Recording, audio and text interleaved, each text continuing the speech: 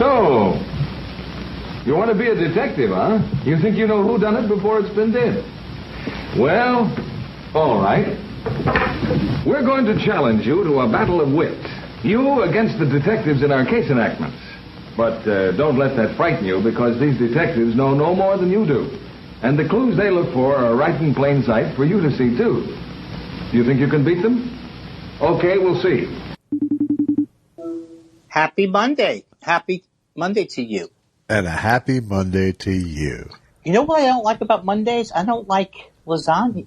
Do I like lasagna? And I hate lasagna, but I love Mondays, right? You don't like Mondays, but it's because the silicon chip inside your head gets switched to overload. But what's my feelings now? What if I have gluten-free problems? Do I no longer like lasagna? And scene on the Garfield sketch. All right. And scene. Okay. All right. No, what do you got? No, nothing now. It's the wind. All I got is the wind knocked out of my sails. I cannot believe you had a Garfield comeback. I don't know. I wanted to have one. That's right. So that's worse because you know you can come up with something in a second, and now you got me all over your. That would be me crawling up your thing. That would be odious. I like that. And you know what I like about our podcast is that I can't see you. These Zoom things. It's bad for me, and it's bad for the people who are looking at it. Yeah. Because all I do is Zoom. To me, it means that I zoom my head in back and forth. That's all Zoom is. Yeah, I did a Zoom family gathering yesterday. Was that the second time or first time? No, first time. And it was like a big bunch of Weinsteins. People from that side of the family. And that's exciting. Yeah, it was nice to see everyone. It was weird to witness myself at a family gathering. That's so funny because you can see everybody. Yeah, and me. But usually you're drinking it in. Usually I've left my body in a whole different way. But in this case. Did you have to pretend that? Did you have to have a poker face? And I didn't need it. It wasn't an eye-rolling occasion, really. Everyone's smart and nice, but... but you could get tired, maybe. You know what I mean? Something like that. I had to sign off early because I had to tend to my brisket. Oh, God. Tend to your brisket is your ice cream? Is that what you're telling me? It's even better because it's in a Weinstein gathering. That's fully acceptable. That's so good. To eschew people for meat, everybody in that whole virtual room bought into that completely. I tried to eat meat without eschewing it. You should. I tried to eat meat without eschewing. They say you should eschew 40 times. We are, if we weren't away, we're back. I wish it was a 2-hour one already. A 2-hour who? Conversation, like a single episode. Oh, are you longing for those days where I would sit across the table from you, where I would come at 9 o'clock, puncture your energy, see if I can puncture your energy? So, no, here's the thing. I try to get to the whatever's bothering both of us. I try and put it on that person. Right. Maybe I shouldn't have said it so. You know why my heart just soared, Josh? And I'm not lying about this. What's that? My heart soared at the thought of Essa Bagels tomorrow. Oh, they're coming arriving. Tomorrow. Very nice. Essa Bagels on a Tuesday. Yeah! And this time, I am going to split the bagels, which I did last time. But had it been up to me, why should I give that to Weinstein? That's the bagels. This time I'm doing it like a regular human being. Well, There's not even a case. I'm paying for my half. No, you're not. That's my plan. No.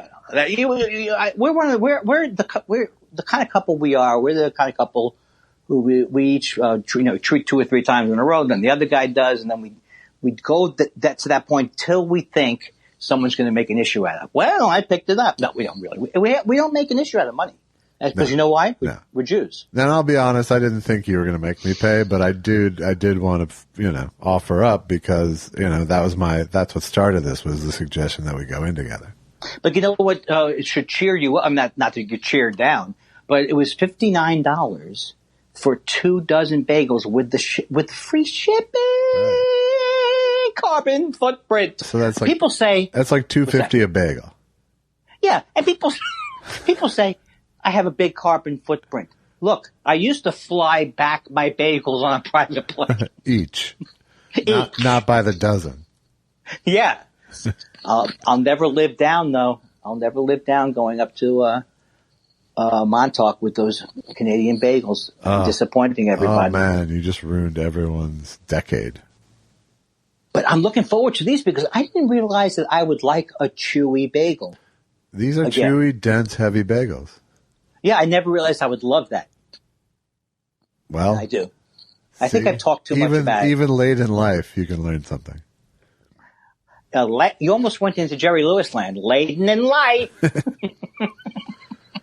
Why is that still funny? Even though he's not funny. I don't find him funny. By the way, keep as many of the everything bagels as you're willing to. Oh, I should have checked with you, right? Yeah. Okay, that's fine. Yeah. And, should I have known that? I don't know if you should have known that. I'm just saying that if you like them, please keep those in the poppies as much as you want. Oh, I upped the poppies. What a moron I am. Now I've got. Oh, that's good. I'll take some of the poppies, but no, I don't want. No, the thing is, you're going to get.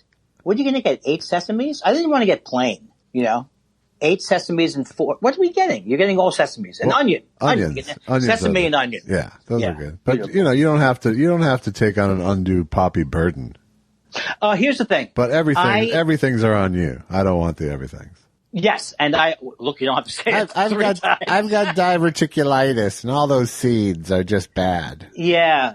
But what I should have done, which I didn't know, was I never went over with you what you didn't like, I guess is the problem. Or unless you told me this and I forgot. No, I don't think I did. So you're saying there's a poppy bagel that was thrown out with the other, because I think I gave you 2 poppies last time. I don't recall. Do you know what? You do not have to worry about a thing. I'll sit in the dark. I'm looking forward to the everything bagels too. Good. Because sometimes that's a winner. Yeah, I'm not against them. I just don't. Now I have to have you talk them up to me. Get me excited. Come on. Get me excited about it. You know what's good about the everything bagels? What's that? Everything. That shows, and I don't mean to put you down, but that shows that sometimes rhythm does it. That was a good opening. This is the best Monday opening conversation, and it's always good when I stop it by rating it in the middle. Yeah, let's do bagel, coming out of bagel ratings. You go right to the show rating. Do they have the salt bagels at ESSA? I like the salts. Those are good. I do not know if they do. That is too much salt to me. I also don't like a garlic bagel. I like a garlic bagel. but garlic bagels does sort of permeates the rest of the bagels in the bunch. Yes. So that could be part of the everything problem. No, they don't have garlic bagels there. I think everything means sesame, poppy, whatever's left over at the end of the day. Whatever's in the till. That's right. Marigold. And the nice thing about their poppy bagel. The nice thing about their poppy bagels, I think they're caked with enough poppies to give you a bad blood test for 12 years. Drug test, right.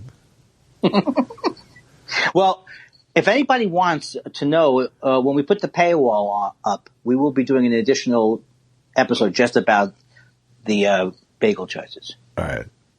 At least you didn't go with like any crazy raisin oat or anything. Oh, well, that I would think that or whole wheat. Yeah. Yeah. No. Goy bagel. I should have just ordered 2. Look, I can't even believe it. I'm like an OCD machine. Someone shut me down. You can't use all of this in the show. It'd be just like an insane look at his brain. Why did I order it that way? Why didn't I check with Josh? Well, I always have this balance of should you just stay silent or should you start a thing? Well, that's what my therapist told me. She said, give people enough landmines that they don't think they can enter these conversations with Right. you. If you want to avoid some trouble, just tell them I'm crazy. I'm certain there'll be enough bagels that I like to make me happy, especially You're now, not getting. especially now that they're free. You will never see a poppy bagel in your house in the history of the world. I'm going to eat all 4 everything bagels as soon as I get them to make me feel better. About Give me one poppy bagel. Oh God, that's good. That's a nice Jewish. I like that Jewish bargaining. Yeah. And what should I put in this place? Do I want an onion? Do I want a sesame? Do I want an onion? Do I want this is good. And if they're baker's dozens, which I don't remember if they are. I don't think they are. Oh, he's saying that for his insurance. I can't believe I'm cheered up. I was not in a good mood at all. I did not. I mean, not that I didn't want to talk, but my God. When they start talking about, if they're going to talk for 6 months about what defunding the police means, right. I'm going to jump out of a window. Yeah, but the funny thing is it's really only been like a day. That's true. That's where I think I should don't worry about it, right? Don't worry about it. Yeah. It'll pass. This will pass for sure, right? As an issue. Yeah. It won't pass as an issue, but the terms will change. Yeah. But I never even thought about that we could do that until, that's how, talk about white privilege. I never have thought, I guess because I'm so depressed over Trump generally, I never really focus on what the long-term problems are in the country, like the fact that it is a police state why would there be first of all, is no-knock warrants mostly for drugs? I believe so, yes. Yeah, so I don't know what they did that no-knock warrant in San Antonio or wherever it was, but you can avoid those by never having a no-knock warrant. Right. For the rest of Korea. I can't believe that the cops have gotten away with these things. No wonder why it's so easy to, what do they call it when you prank somebody? They call it a prank and you send over the cops. Oh, swatting. They call it swatting. Swatting them. Yeah, swatting them. No wonder why the cops were if that became one of the easier pranks. Yeah, I mean, they just drive right over with a grenade launcher. Yeah, I don't think that's what put them over, though, frankly. What put who over? The cops. Oh, just no. You think? I don't think they're going to be coming out going, it's the constant swatting that really made us kill black people. Well, true. But certainly, I just can't believe in 2020 or wherever we are that you can argue about a chokehold. Can I do a choke? No. Come here, Bobby. What'd you ask me? We want to know if we can choke. No, Bobby. I'll choke you in a second if you bring up choking people. That's not protecting and or serving. Thank you, gruff sergeant character. Hey, be careful out there. Be careful out there. I'll choke you. Now get out of here. Someone on Twitter said, what about, maybe you think they'll come out with a movie about a cop who doesn't agree with these things? And they goes, yeah, it's called Serpico. Yes, exactly. I love when someone gets nailed. It could be me. It could be you. But I love that Twitter entry. Yeah. It's a little thing called Serpico, stupid. I had to bust you a little bit on the Aldous Huxley tweet. Oh, yeah. But you know what? I'm just going. If you said to me, every one of your tweets is a grab for attention, you wouldn't be wrong. Well, that's true of everyone's tweets, though. I know, but the thing is, if I think about it, it's going to be no. It's probably good. It's more the posing and posturing that I have to. Well, what's not posing and posturing? It's saying, look, I know who Aldous Huxley is, or something like that. Right, but then tell me something about Huxley. Educate me. Oh, well, I happen to be a big fan about Huxley because I hope so. He wrote the book Doors of Perception. Right. He died the same day that JFK was assassinated. He also took LSD when he died. He wanted to take LSD. So it happened. At least I didn't. Tell me about Doors to Perception. His whole thing was that you are opening. What this is you are opening up your mind to something that is probably. I mean, I'm not a poet. I can't describe it like him. Well, I mean, but he's did you describing. Read it? Yeah, of course I read it. I'm a drug guy. I love drugs. Right. Maybe I didn't read the whole thing, but maybe I read the whole thing. I mean, you were like a half sentence in before. I'm not a poet. I can't describe it like him. I'm not articulate in that way. I'm not articulate, but it's basically talking about what his drug experiences led him to a spiritual breakthrough, which is what happened with me with my drug experiences. Yeah. So I've always been a Huxley fan. Yeah, but your drug breakthrough was Prozac. Do you know, though, I have not read his most famous book, though. Brave New World? Brave New World, yeah. So in that sense, that would require reading the actual works of somebody. Yeah, I mean, it's just the thing that hit me about your tweet was, what if someone actually engages Andy in discussion about Huxley? Oh, well, but then, I wasn't lying. There's a difference between lying and posing. Oh, no, I would never have. No, but you said this guy has the best bookshelf ever because of there's a copy of. No, he had other ones. He had other ones that were good too. He had other ones. He had things about Martin Luther King, and then there was a thing. But the one thing I noticed was Huxley's Perennial Philosophy, which I've not read. I've read it. You're sorry. In the way you're sorry that you wanted to bust me completely. But you see that I wasn't the worst person in the world. Well, no, of course I never thought that. It's more just, will I have fun or not? That's the thing. It's not about actually correcting your behavior. I don't care. Yeah, that's true.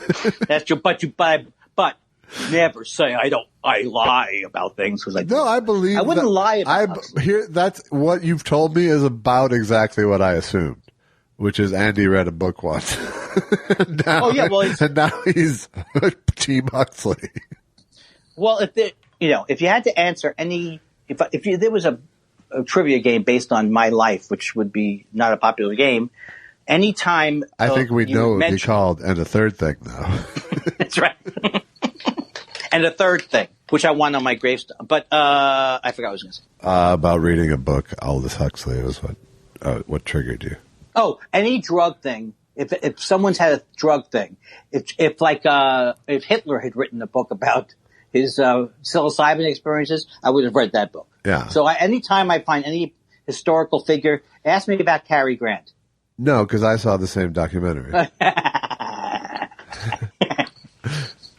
Well, why would I? Well, when would ask me about Cary Grant be a good way to have a conversation? I do impressions. Oh, what if, I was thinking the other day, what if James, his name, not James Madison, James. That's a whole different impression. James Mason, what if he was, I forgot the other person I was going to tell. I'm telling you, we've talked about this before, but maybe this really is early onset dementia. This is the real thing. You've tried the rest. It's not if you forget who Cary Grant is, it's if you forget where you put your Cary Grant. Something like that. Oh, that's right. It's along those lines. If you don't know what... it's not where if you forget where your Cary Grant is, it's if you forget what your Cary Grant is for. That's exactly it. That's the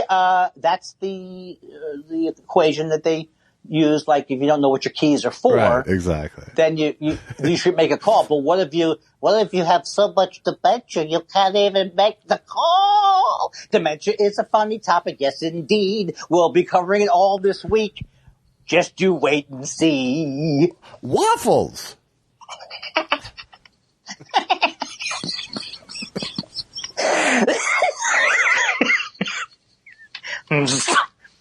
Succotash! No, not for me.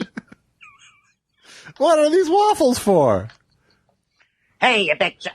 Hey, you wise guy. Get over here. I used to be all radio stations in the 70s. Get over here, you wise guy. Hey, I'll show you. I'll do a Three Stooges thing.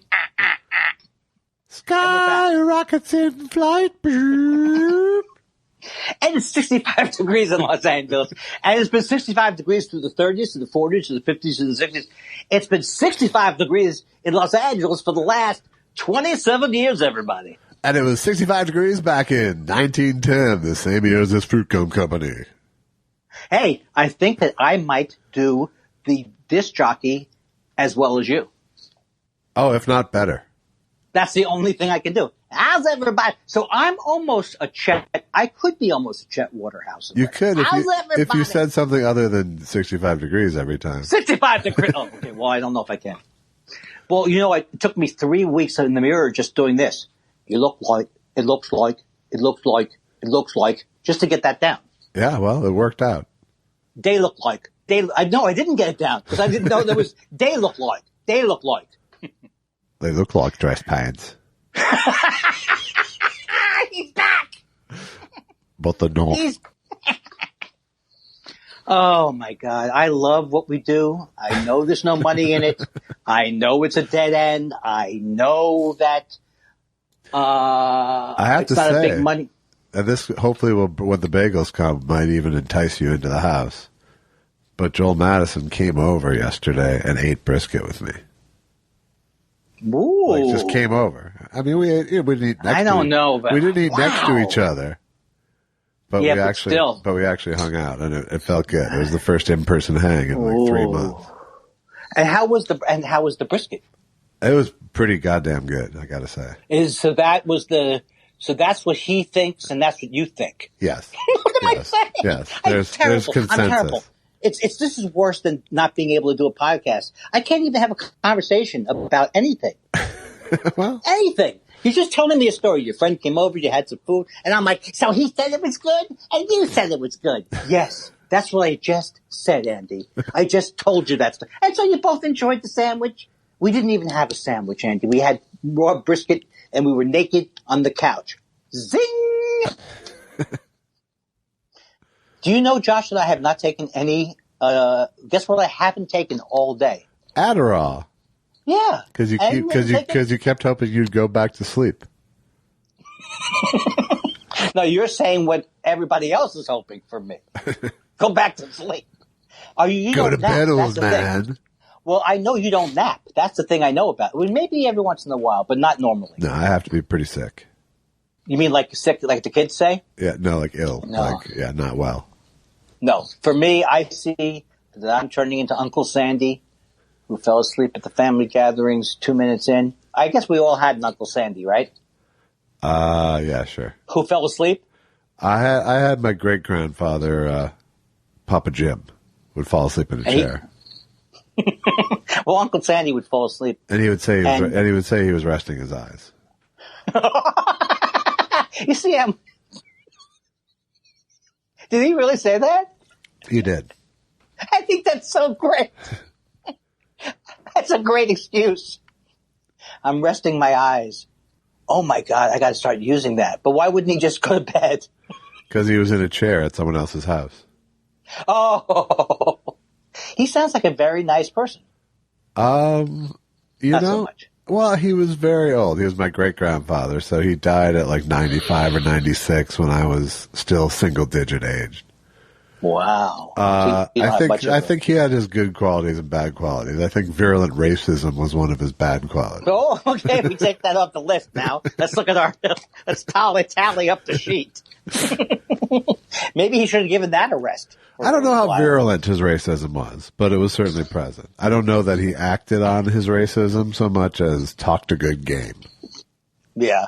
I haven't heard stories of him acting racist, but I've sure heard the stories of him saying some shit. Well, it just happens to be a sad fact that there's a lot of racism amongst historically with Jews. Yeah. My grandparents were, I don't know if they all were, but they didn't seem, I think they were racist. I bet they were. And I think I don't know about my grandfather and my grandmother on my mother's side. My grandmother would say they don't like the element. You going out? I don't like the element down there. But it's unbelievable because both peoples have been abused so long. Why would the Jews? I think the Jews started it. Well, they were always abused separately. Right. So I think America. So it's probably the Jewish anti-Semitism that came over was from people like from Eastern Europe. They were also, I don't know why they were racist. Why were they racist? Do you know? Because everyone's racist. Is it because of them interacting domestically here two groups? I would think so, but I mean, I think if you come to New York in 1910 or 1920s, it is completely segregated by race or ethnicity, you know? Right. By country of origin. Yeah, but it's weird. I think that's what people learned about America. Well, that's why I think we're changing, because in my life, my parents were not racist and would not have tolerated racism in their house. You know, I mean, that's not the vibe. They were exactly the opposite. I would say the same. I would say the same about my parents. It wasn't like they were holding back to be good parents. It just wasn't there with my parents. Yeah, and my grandparents were they weren't overtly racist, but I think they were. But I don't know what started everything. I would say that my mom's side of the family was a little more old world. Mm-hmm. And therefore a little more racist. Yeah. My dad's side was, I think, once we got past the aforementioned great-grandfather, mm-hmm. I would say it was pretty actively progressive people. Yeah, and I think my grandparents on both sides were more progressive people. But, you know, sometimes I actually feel shame because of my grandparents being racist. I feel shame as an American for racism. Well, and I think that's okay in moderation. It isn't. It is, yes. So, but it is a weird thing because there is an OCD element to it where I do say I can just go on and on and on and on and on, and so it's like I want to kill myself at the end of the exercise because I should. I know. I mean, look how it was with bagels. Imagine how it is with generational racism. Yeah. Yeah. So it's so weird because I guess the thing is I'm trying to find out the why of something, and probably the why of something is just very universal and hideous. Just people. Well, I think it's just, you know, their worlds were small and they weren't that bright. I mean, right. And I don't mean that as a slam on your ancestors. I mean, there just wasn't a bunch of information coming at them, you know? Right. But I would like to get knee-jerk reactions tend to go unexamined. Yeah, and I know my grandfather had his first plumbing shop was in Harlem, so that was his first experience with black people. I don't know. I also notice even today that immigrants want to know what other people are. Right. Like, that just comes up a lot, you know. Right. That makes sense. Yeah. It's interesting because that's the way I am. Yeah. Like, what flavor of other are you? You know. Right. As opposed to are you on the bad list? Yeah, no. I don't know, but I've noticed it. I mean, it's predominant that especially immigrants kind of want to do that themselves. Right. Like first generation immigrants. Yeah. Well, but when you think about the world, it's like America is kind of the only country that is by design a bunch of nationalities, you know. Well, that would be a good thing. I mean, that could of course it is. But if you look I'm not saying you're saying it's a bad thing. Right, but I mean, but if you look at the rest of the world, there's a lot of countries that have separated by homogeneous lines. Yes. For centuries, you know. And like the Civil War. The Civil War, that's what they were trying to do, was form Confederate states. Well, but no, that's not what I'm talking about. What I'm talking about is, you know, is Italians and French people and them keeping the purity of their own whatever their ideal is for centuries and being at war with others, you know. Right. But those were, you know, but I mean the reason it's different than the Civil War is because that was purely an ideological split. Yeah, the thing that's hard for me is like when it wasn't an ethnic struggle. I mean, obviously, it's just slavery. One could argue slavery is an ethnic struggle, but it wasn't tribal. It was right. It was ideological. Yeah, and And I guess the thing is like I took Taekwondo and I learned about how Korea was, how Japan has abused so many, China, the rape of Nanking and all the things they did with Korea. So then I start going, why, it's like, I start to spin in my head and I start to go, it's like, I can't explain what I'm saying. It's like, if someone is, you look at someone, you don't know if they're from Japan or if they're from Korea, and then you find out they're from Korea, and then you find out they're from Korea, and then you have to apologize to them for the Japanese. You know what I mean? It's like an OCD. I don't really know what I'm saying about it. It's just my head explodes when it really should be that there's human beings everywhere, and this thing is everywhere. So you're saying you have some sort of Asian panic? No. It's not Asian panic. It's like, if I was with a Korean person, I wouldn't want to say, "Oh, I love Japan. Japan's the greatest." Yeah. Okay, because I would know. No, well, I mean, I've filmed 2 movies in Asia, and I have enough time there to say there's an incredible amount of racism in Asia. Well, yeah, but I'm just talking about the Japanese were imperialists, and they took over the Chinese, and they did things in Korea that I don't exactly know, but it was bad. Yeah. No. Yes. Agreed. And there, there's plenty of racism in Japan. Right. And there's probably more everywhere. than anywhere in Asia. Right. So, is there? Yeah. Oh, I didn't know that.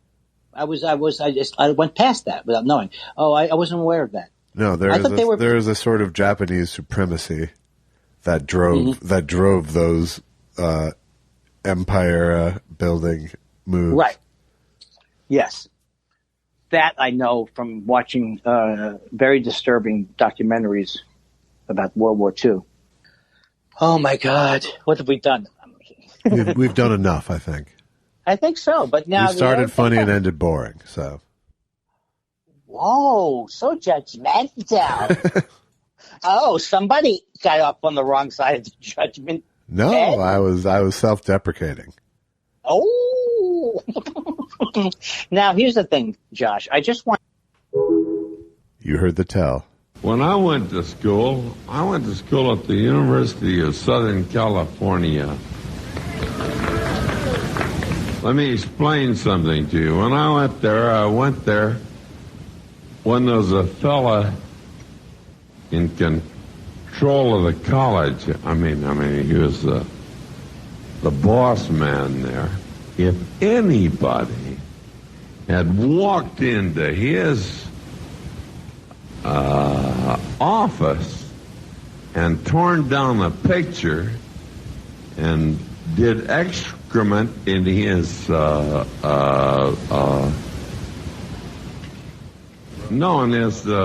waste paper baskets, or had written lewd words on his the pictures of his family, we, as members of the college, would have kicked the goddamn hell out of this organization. I can't understand how it can happen in the United States of America that this can happen, and there aren't enough guys of your age to go up. I don't give a shit if you go to the school or not.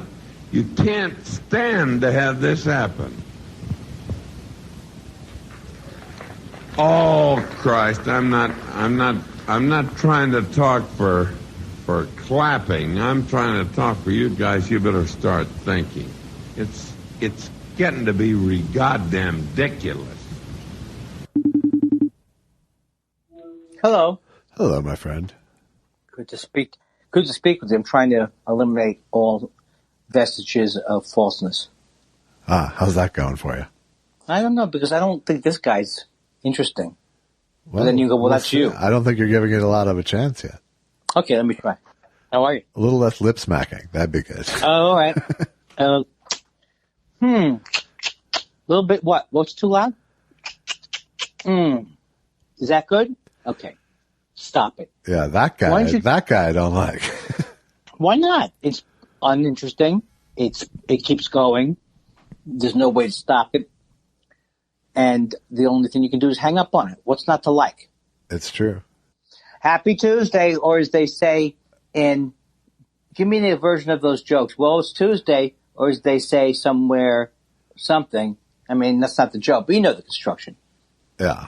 Come on, give me one example of those. Or as they say in Trump's, or as they say over in the Oval Office, Hitler's place. Or as they say in the Oval Office, T-8. T-8, I think, is solid gold reference throughout mine and your life. I hope so. No, people know what it is. I hope so.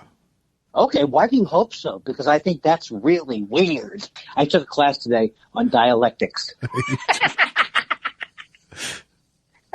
Do you understand dialectics? Because I don't really. I'm too lazy to look it up. It's something like both sides of an argument. Is that the idea? I don't entirely understand it, no. It's one of those, on one hand this, but then on the other hand that brings up that. It's like a genre of conversation. Right. But I'm going to admit to you right now that I'm not a Marxist, because I don't really understand what Marxism is. Yeah. And I'm not a communist, because that doesn't look like it's. I haven't seen one example of it that's worked so far. Yeah. Yeah, being a showbiz comedian isn't a very communist pursuit. No. And it's easy also when you're a show business comedian to say that you want to be a socialist. But you lose. Yeah, I suppose it's a good pose. So, as you then proceed to go out and demonstrate how special you are. Is that, well, when I talk to you, after talking to you, I often feel as if you've ripped away all of my artifice. There's nothing I can hold on to. There's no tricks I can get by you. Is that good or bad? Well, like, for example, if I said, can you give me 2 10s for a 5, would you do it? No, I wouldn't. Yeah, see, that's why it's not good.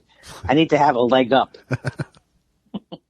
I'm like Sergeant Bilko. So, yeah, you can't pull any Damon Runyon scams on me. I know that reference, but I don't think I quite know who he is. It's like Robin Hood. He wrote Guys and Dolls. Oh, he was an actual playwright. Yeah. Well, yeah. No, it was a book that he wrote. Oh, but that the play was based on? Yeah. Shouldn't I know about that? Let me guess what it is. It's a book about... I feel like you should know about it from a previous episode, like a long time ago. Well, that doesn't help. If we talked about it on the show, then I definitely don't know what it was. Yeah, you aren't in learn mode. No, because I block things out. I block things out that are good for me. No, but if they're about you, you don't. That's what's good. What have you heard? Walla Big Bang. I think we could do more witch doctor stings. I had a huge triumph in elementary school with that song. Ooh, you mean like you performed it for the kids? Actually, no, it was One-Eyed One-Horn Flying Purple People Eater. I'm sorry. Oh, either one is very impressive. Did you have no embarrassments at all, or you were scared? Or were you at that age where it was a sweet spot? Yes, I will do Music Man, the whole first part. I was Hambone McGee. For some reason, I loved performing, and any opportunity I could get to do so, I would take advantage of. And you never got pushed back from the kids? I was never really that highly encouraged. Mm-hmm. I think there was sort of a general consensus, like, yeah, he's pretty good. No one thought I was special, really, but I think they admired my courage and chutzpah. Well, you sound like a regular Damien Runyon of some type. Yeah. No, I thought I would. You sound like a Damon and Pythias. Huh? Huh? Pythias? Damien Runyon. Damien, let me see, doing a pun. Is Pythias a Greek god? It's mythology. Don't forget it, Jake. Oh. It's Roman town. You did say mythology, so I was close with Greek god, right? Yeah, it probably is Greek. Forget it, Jake. It's Athens. There. Are you happy? I got by for 10 years at parties with my sister, my daughter. Yeah. Did you slap? Were you slapping? Probably. I probably did, because that would be more slapsticky, and I would get some laughs with that. Sure. Before I was a comedian, I was not above. I would really do anything for a laugh that I thought was appropriate. Right. Taking bits off the $3 table at the bookstore. Yeah. But I wasn't, neither one of us started out loving magic, if you notice. It's so funny because I went through virtually every kind of form of expression that a kid could go through, except magic. So juggling. And you'd think someone who was craving an audience like that would be drawn to magic, but I think even I, at that young, tender age, went, that's too geeky even for me. See, I wanted to do it, but I didn't have the focus. I couldn't see how I get from these, bunnies that were all like one bunny would become 7 bunnies because they were made out of foam. Yeah. Yeah, I didn't get how you go from that to Ricky Jay. Yeah, I just think I never liked magicians. That's really at the core of it. So it was never aspirational. Well, my brother had a Winchell Mahoney doll, and we did have fun. We did think it was fun to be a ventriloquist. But even what were the role models with ventriloquists? Edgar Bergen. Yeah, that's about it. And Willie Tyler and Lester in my day. Right. Well, I wasn't and the guy from claiming Soap, Jay Jones. Yes, who I've always maintained is the best that I've seen. And then, what does that mean that I say that? What do I gain from that stinking observation? Because he's very good. Well, and I think he's the one who's really provoked the least amount of ire in me over a career.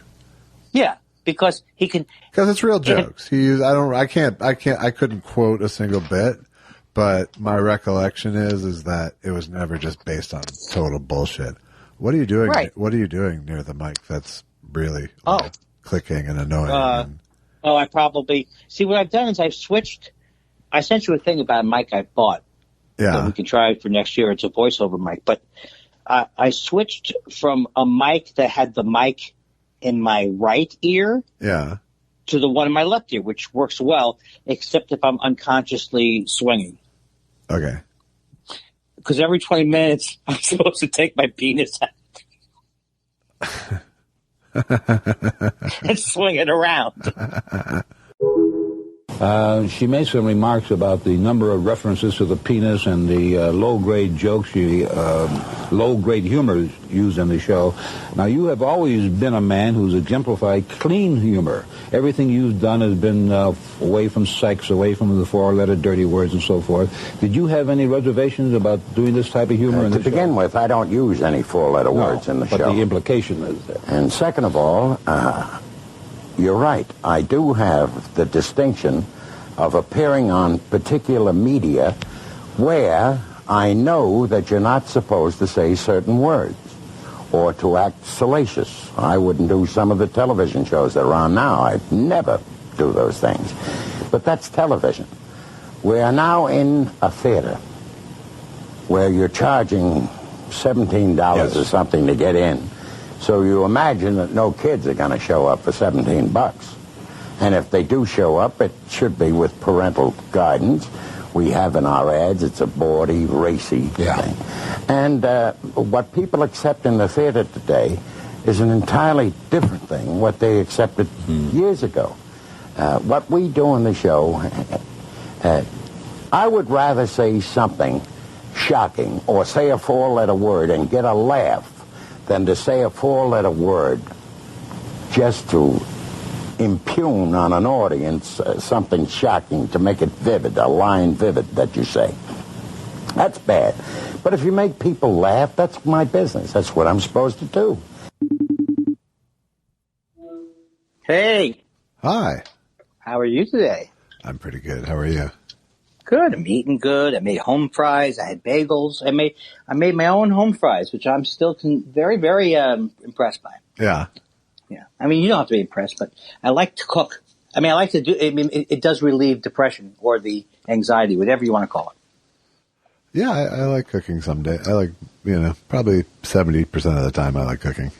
Yeah, but you do it all the time. Yeah. So for me, it's like a new thing where it's like, oh, you can actually enjoy this and Right.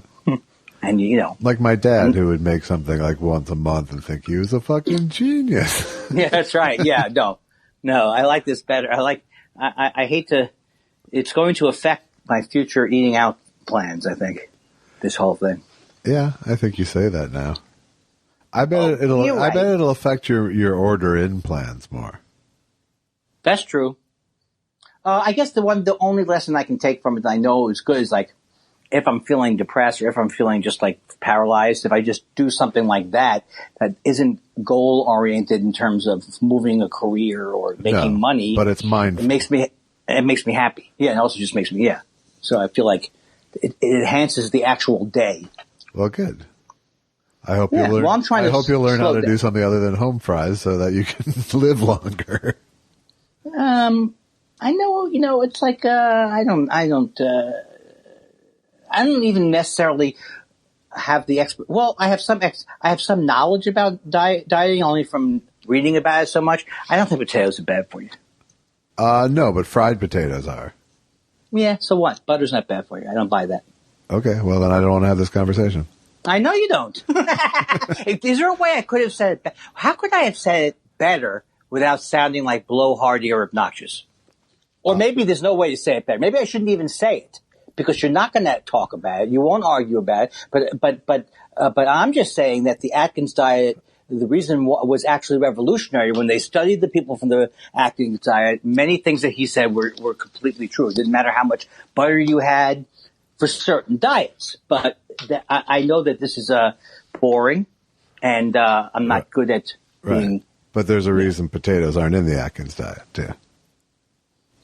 Because he doesn't believe in carbohydrates, right? Well, he believes in them. He believes in very few of them. That's why his diet is unsustainable for most people. I can't do it.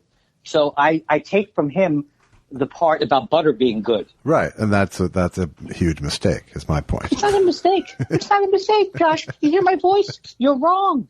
You're just wrong factually, Josh. You're just wrong. Okay, so I'm gone. Next topic. But what do you want to talk about? I mean, I will talk about anything, but I guess that I'm not good at things, really. I mean, I'm not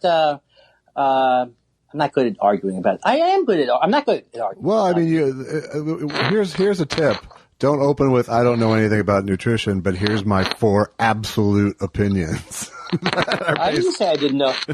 I didn't say, no, well, I do know about it. Then I'll change it to, I do know about nutrition. Okay. And I would bet that I know just as much about nutrition as you do, Josh. I would bet that no one knows shit about nutrition. That's the point, isn't it? That's why when I read the book that said you shouldn't be having low-fat milk and skim, those things are useless for most people. They don't make you thinner to cut out all the fat in your diet. Yeah, but you read a book and just decided that was right. I've read 20 books. I know, and you can decide that any of them are right, and they can be completely opposing. Who would oppose what I'm saying except for the American Medical Association, which has had the same shtick forever? Don't eat butter. Don't eat salt. I'll tell you something else. Salt is totally fine for you. Cannot hurt you unless you have a problem with salt. And it's been sold as the answer. My father got sick from a low salt diet. I'm sorry, I didn't know if you were going to keep ranting or not. I love the way you call ranting when people don't go your way in the conversation. That's what I think. I don't think that's what my argument. I don't think that's what happened. I know. There. What do you think happened? I think that you started ranting about butter and salt. I don't believe that. Okay. I don't believe that. Don't believe that. I'm not yelling. We can establish that, right? Okay. All right. Well, this is hostile. Let's try again tomorrow. Sure. Okay. We don't have to go. We can't. We can't wait till Friday to put a show together. We had a 6-minute show last night. Yeah, right? But that's because I thought it wasn't 6 minutes, but it was because I thought it was the funny thing to do last night. Right. Well, it's not funny now. No. Why can't we go on to talk about something else? I don't know. Let's try. Okay. So what's happening? What's on your agenda? Did you eat? Well, we already did that. We had bagels. Did you watch the news? What'd you do?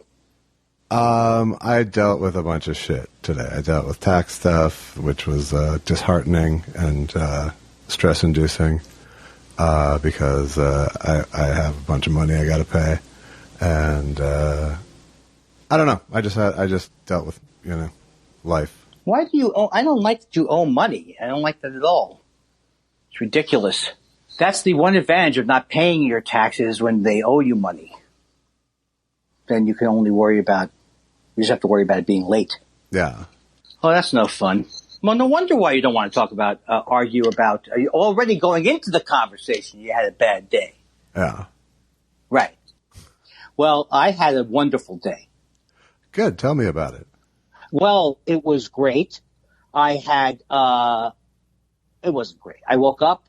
I don't think there's no way to save this conversation now. There's no way to save it because I feel. Well, maybe there is. I'm always thinking that things that aren't happening. Maybe you're like, okay, I didn't like the first topic, but now I don't like that he's saying, how was your day? I was just trying to segue from where we were to higher ground. I know. Now we're on your day. Everything's fine. Please continue. I don't have anything. Okay. Well, I don't have anything. But that's the camping. It's a tricky show to do because we don't have. You didn't write down anything, did you? What did I write down? I wrote down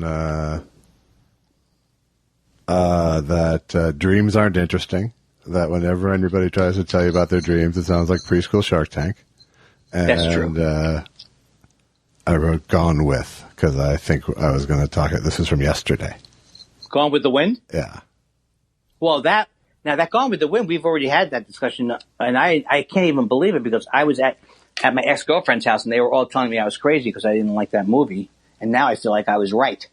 Well, I mean, what's your take? Well, there's a lot of levels to not like it on. So, yeah. I mean, you can dislike it culturally, which is totally legit. Yeah. You can dislike it as a Civil War monument. Yep. You can dislike it because it's 4 hours long. Right. And you can dislike it because it's melodramatic, soap opera. Yeah. It's a pretty shitty movie. It's a great looking shitty long movie, but it is a shitty movie.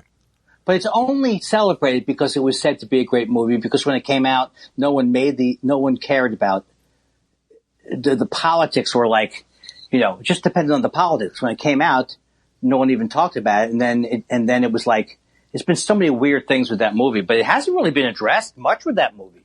That movie's just been considered to be, it has been, but, in terms of the general public, that's like a beloved movie. I'm wondering how people are going to react to them would they take it out of the loop or something? They took it off of HBO Max so they could put an introduction on it. Yeah. Did you read the article about HBO Max? No. In New York, they're just wondering whether it's going to be able to take off. There really is like a glut of streaming services. Yeah, no, I worry about anyone trying to do that. And I got Roku. And they're not on Roku. And I don't really know why I got Roku. I got Roku as a Christmas present so when I go to a hotel, I can easily, get stuff that way. Because sometimes you can't, right? I think you can't get into the system, or I don't know what I'm saying. But now I have no reason. It's like I don't use the Roku. If you have Netflix, Amazon, well, you have Disney, right? Yeah, I do. And what do you think? It's not really worth it. Yeah. Well, I still haven't made the call to Spectrum, so I have no excuse for anything. But I do notice from watching all the premium channels that they seem to move around movies that you want to see. And so occasionally they'll be like, oh, I want to see that, but I don't want epics. Yeah, no, some of them you're going to just plain miss. But yeah, they do tend to cycle around because, there's contracts. Right. It's a tough game. As I said to the guy at Adelphia Cable years ago. Yeah. Well, as someone who's launching a documentary into that world right now, it is a tough game. So, is there troubles with that, or shouldn't that make it better for you because there's more buyers? There's more buyers paying less. Oh, because there's more content. That sounds like the story of the whole shtick. Yeah. I didn't get your take on Gone with the Wind. What did you like about it? I didn't. I hate the movie. Oh, I've always hated the movie. I hated it because it bored me, and yeah. I see the craft in making it. I mean, it's an impressive feat of production design and cinematography and set design and costumes and all that. But it's not a story that I'm compelled by. No. And it's not it's not the eyes I want to view the Civil War through. Yeah, it's like, and well, I mean, they should never even. I mean, I don't know if they even show Birth of a Nation, but the idea that these movies, and people are like, oh, why they, why are they censoring these movies? Well, no, they want to. If you see the movie, it could be seen in context, So yeah, and they aren't censoring it. So. Right. Well, yeah, that's true. Well, some of the ones they have, like Song of the South, which is really bad. Yeah, but that's not censorship. That's common sense in the free market, Yeah, I know. I was using the argument of people who would object to it. Yeah. They used to say, because I even remember, I've heard all the arguments about Gone with the Wind, or some of them at least. I mean, that's the way it was. If anyone else banned Song of the South other than the copyright owner, I'd have an issue with it, That's true. Well, that's the thing that you think people would get that it's the government telling you what you can say is free speech, not just whether you're on Twitter or not. Right. It's a tough thing sometimes to get, because I see where people are like, yeah, let the guy talk, but I can't see how I wouldn't have shut down Trump's account many years ago. I don't know. Maybe it's a tough thing to do. It's a tough one when you got the president of the United States communicating through your platform. Yeah. It's pretty tough to go, bye-bye. Right. and retain your cred in the world. Yeah, but except for so long, when he was running, he just got free publicity. He really did work the system, but he's not really working the system. He's just a complete bore and a complete asshole. I think what we've learned, if nothing else, is there's no right way to handle Trump except for voting. No. Except for voting him out. Right. That's right, because they always go, well, you shouldn't pay attention. You should pay. You're right. There's not much to be gained on the whether you should or shouldn't have him on Twitter argument. Just get him out. Yeah. But there's just no right way to handle it. You can be pearl clutching, you can be enraged, you can be quiet, you can be, none of it seems to work. So.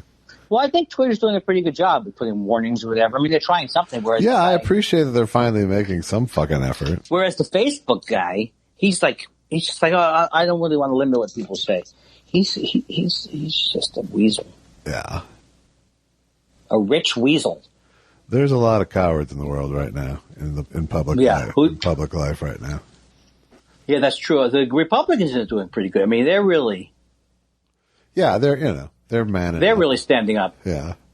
I love when people say, like they try to make this argument. Oh yeah, well, why were you bashing Mitt Romney when he was running? When you're saying good things about him now when he's marching? Because when he's marching, that's good.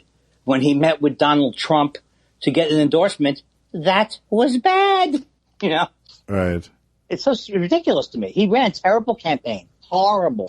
He didn't show any of the things that he's shown, like his father had a little bit of, and now he is. So I say hooray. Yeah, anyone who fucking wants to come around, welcome aboard as far as I'm concerned, Yeah. The hypocrisy I can't live with is this man's the Antichrist. This man's my best friend, this man's my best friend to this man's the Antichrist is a much more natural progression. Yeah, and I don't even believe, I think pretty much every Republican, with few exceptions, wouldn't mind bashing in kids' heads. And I just think the party now has become like a Law and Order rip-off party, scam party. Well, no, the other aspect of it is just the pure power neediness, like that people are not willing to give that up. Yeah. People, and that's what's crazy to me is just the power of being a senator. And, I admit it's a special thing. But apparently it's such a special thing that once you've tasted it, you do not want to fucking let go of it. Oh, man, yeah. Oh, because look at how many people have sold their soul for this gig. Yeah.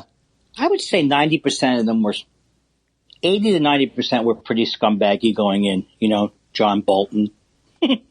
Even the guy who was the original Secretary of State, the head of Exxon.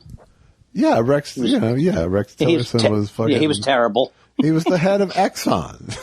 Yeah, right. John Kelly, who lied about the woman who the Congresswoman. Yeah, he was terrible. But at least he's coming around now. Welcome aboard, John Kelly. But it's really John Bolton is just a weasel. He just wanted to put out his book, and that was it. And then when he couldn't put out his book, where's he been? Yeah, but I don't know. Why am I counting on John Bolton? No, but the thing about here's what John Bolton is. John Bolton is the old version of Trump. Yeah. John Bolton is the establishment version of Trump. Right. And he has Except he does have knowledge. He has been for 20 years. Yeah, and he does have knowledge. And he's smart. He's smart, and he's actually ideological. But what I mean is, everyone has hated him for 20 years, and yet he's found a way to find a place near the top for a long time. And, it's because he's smart and ideological. But, like I said, he's the establishment version of a Trump figure, Yeah. I just think about where this country would have been if things had, but that doesn't mean anything. But Gore was kind of a horrible candidate, even though I wanted him to win. But if George W. Bush hadn't taken us into Iraq that second time, but you know what? I'm sure you go back in history, it could have been, but it didn't happen that way. So I should just accept that it looks good. It looks optimistic now. Well, it's very likely that Gore gets us into Afghanistan too. Well, and here's the thing, here's the way I am. I'm not so sure I wouldn't have, I was kind of in favor of going after him after going after Osama bin Laden. Yeah. No, there was a strong argument for it. But then it's hard to ever make an argument because that the people leading the war at that time were horrible people like Cheney and all those things. So there would be no way with Cheney in there that I could have thought it could go well. I mean, sometimes I think of George W. Bush he seems like he would have been a nice guy, but he wouldn't have been a nice guy. He's just fucked it up. He must have a part missing to him. Well, he has intellect missing, I believe. I think you're right. I think he's a better guy than he is a heavyweight. Yes. But I can't say he's a good guy because the decisions he made, aren't those of a good guy. But I don't believe that he was evil in his intent. I believe he was misled into believing it was what he was doing was for the good of the country or the I think that's the party or something. I think it's like Bernstein said he's intellectually incurious, which I think is absolutely true. Yes. And so. Yeah, and that's a horror. We've seen the absolute extreme of that in this current president, and it's not a trait that a leader of any kind should have. Yeah, I don't know. I just feel like I'm trying to struggle, like we were talking about last night, where I can get to a thing where everybody's horrible, and I'm horrible, I'm guilt-ridden, the Japanese are horrible. I mean, you get to this thing where.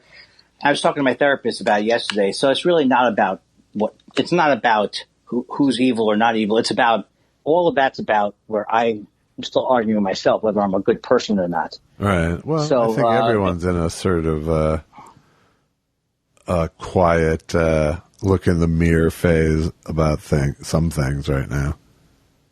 Yeah. And I'm kind of amazed by, because, I think I tweeted today, because Ward Connerly is back, this guy Ward Connerly. When I moved to L.A., which was before you, there was a whole stop affirmative action thing. And this guy was one of the main people. And now you look back and you realize, there's never been a time like right now that I can remember, except maybe the original civil rights things, where people said, you're killing black people by snapping their necks. We all see it. I don't think I think there were like advances, and then there were this whole other right-wing bullshit. There's no more slavery. Pick yourself up by your own bootstraps. All this kind of crap. And now I think it's changed. I hope. Well, it certainly changed. We'll see. We'll see what it changes into. Yeah, Susan has never liked the police. Hated the police for a number of different reasons. But like when we went to El Centro, the police were so horrible there. I've always been I just don't want to get in trouble person. But a lot of people. Someone was making the point. I think Jelani Cobb was making the point. It's not just black people that they're going after the law. With the police state, it's you could be on a white person could very quickly be on the wrong end of it. Yeah, absolutely. But, but probably not beaten to death because they're terrified of you. No, but beaten to death because they're annoyed by you. I'm sure you could piss. I wouldn't because I'm a coward, but I'm sure, but who knows if you were violate like some of these people, all of a sudden you're in the middle of something. You don't know why you're in the middle of it.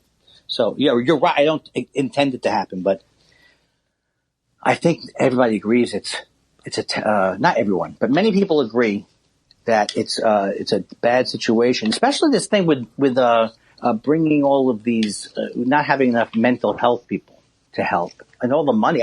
Did you know how much money? I never even thought about how much money went to the cops. I didn't know the exact numbers, but I knew that it was a huge part of 30% budgets. Yeah. Yeah. I think 30% of some cities' budgets, stuff like that, things of that nature. Yes. Did you hear my stomach? That was my stomach. Was it? Did you need to go eat? Yes. Yeah. No, I actually ate a lot today and everything. I've been eating every couple of hours. I didn't go out of the house today because a lot of times I want to go out of the house and I go, why do I want to increase my odds of getting something? Yeah, I had to go run a few errands today. What's open? Most things are open. Oh, okay. Oh, you do your own grocery shopping. We order in. Right. I think I'm going to visit a dry cleaner soon. Nice. How about stuff like dentists? What's your take on it? My dentist is opening up this soon, and they've done, all sorts of renovations and negative pressure, like they've done it up for safety at that place. Would you go right now? I'm not going. I don't think I'm going to go right now because I'm not, I think I have an appointment in July that I'll probably push. Yes. Because people are, like a lot of comics are going, will you go out in the fall? I mean, I don't know what's going to happen in the fall at this point. Well, Acme's opening up at 25. When? Next week, this weekend. Wow. One of the two, they're opening at 25% capacity. And they've wired up the room to do effective webcasts as well. Wow. But they're running actual shows on the stage. If they asked you, would you go now? If they asked me and they paid me a premium, I might go right now. I just can't see going on a plane right now is my problem. I have a hard time. I mean, like I said, if I would probably fly for a really good paycheck right now. Well, you can always, that hypothetical will always work with a Jew. Yeah. A stereotypical Jew. Yeah, or just someone with cash flow problems. We all laugh at the cash flow problems when we know we might all be, I don't know. Well, was I right that sticking with it, and we came back to it, and we really turned it into a dilemma. Oh, my God. The love and the joy from the discussion. From hostility over saturated fats to agreement so good. over world turmoil. Well, look, I know that I know how people hear me because I heard how they react, but I have to do some. I'm going to have to do some research on my own about this event because it just seemed I was being normally me, but that might not be good enough anymore. Normally me might not be good enough for a conversation. No, normally you is usually fine. I do it 5 nights a week, so I'm a pretty good authority on this. There's one or two tones I can't meet yet. But you're also talking about a topic that is tremendously emotionally charged for everybody. So it's like, how many people do you know go, yeah, of course you can't eat this, you can't eat that. Why is it? Of course she's going to get fat. It's such an emotionally charged thing that that's hence the problem. I think if we introduced it and we had an open thing, it might just be boring, but then it wouldn't be as much adversarial. Yeah, no, I see myself really steering clear of nutrition as a topic. It's not nutrition. It's fat. It's the problem of fat. It's that we believe as a society we're fat because of our, we think people are obese, and whether you Tom Cotton to that kind of definition or not, it certainly isn't helping people. People are dying, even though they're calling them obese. And they say some areas don't have access to food and all these different things and all this kind of thing. So I think it's so charged that I think I'm very passionate about it. Now, had you been with me, if you'd been like, finally, if you had said, finally, Andy, someone who agrees with me. But I'm kind of a radical about it when it comes to the fat shaming. I don't enjoy the fat shaming. Yeah. Okay. Yeah. Hey, I just want to say one more thing before you. Let's see how well you can eat. That's right. Drink your juice a little at a time. Doesn't it taste good? You just never took time before to find how good food can taste. Mother is pleased and proud. We're off to a good start this morning, but will it last? Will you remember to eat the right way? Uh-oh, almost washed your food down. Before you take a drink, chew your food well and swallow it. Now you're eating pretty well. How are you tonight? I'm swell. How are you? I had therapy. Yeah? Therapy today. How was that? It was all about you. Oh, no. Well, you know what you did, don't you? No, tell me. This is not the way to start a discussion. It's ridiculous. So, what was I going to say? No, we talked about, I already have, in case anybody's wondering, why do I think people are, following our life? Well, they are, because it's all within one episode of a podcast. That's true. Okay, so I was going to I thought I made notes about it from my therapist today, but I obviously didn't make notes about it, and so this is just annoying. Okay, well, I'll have to riff it. Alrighty. Okay, so so what would you want to talk about what was going on last night when we got into a tiff about dieting or whatever it was? Nutritional philosophy seemed to be the topic. Nutritional philosophy. Yeah. Would you like to say? Now, here's the thing. I want to talk about this in a constructive way. So that doesn't mean you can't get defensive. Okay. But I'm going to try not to get defensive. All right. So I'm just going to try and be constructive about it because I feel like that's a better route to go. What's the point? What would be the point of fighting on the podcast? Yeah. I mean, having a real fight. I don't know. I had my heart set on destructive, but okay. All right. So, you see, this is where the notes would have helped because I feel like there was a progression that I'm not getting here. But well, let me just preamble on my side. Sure. By saying I don't have an agenda here or a grudge or even a need to resolve what happened last night because I took it as, boy, we really annoyed the shit out of each other there for a minute and then moved on. That's how I look at it. It felt like hour 23 of a long car ride for a little bit. And then we got past it. So I'm happy to talk about it because clearly you do want to. Right. But I do want you to know going in that I don't have a position to defend, really.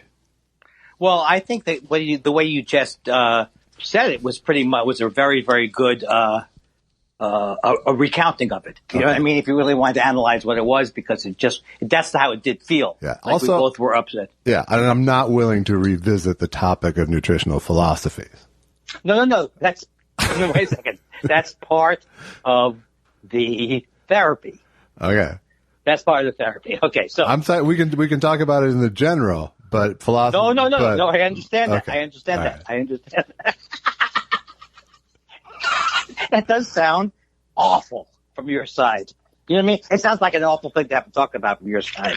You know what I mean? I'm playing my cards as open as I can here. I really am.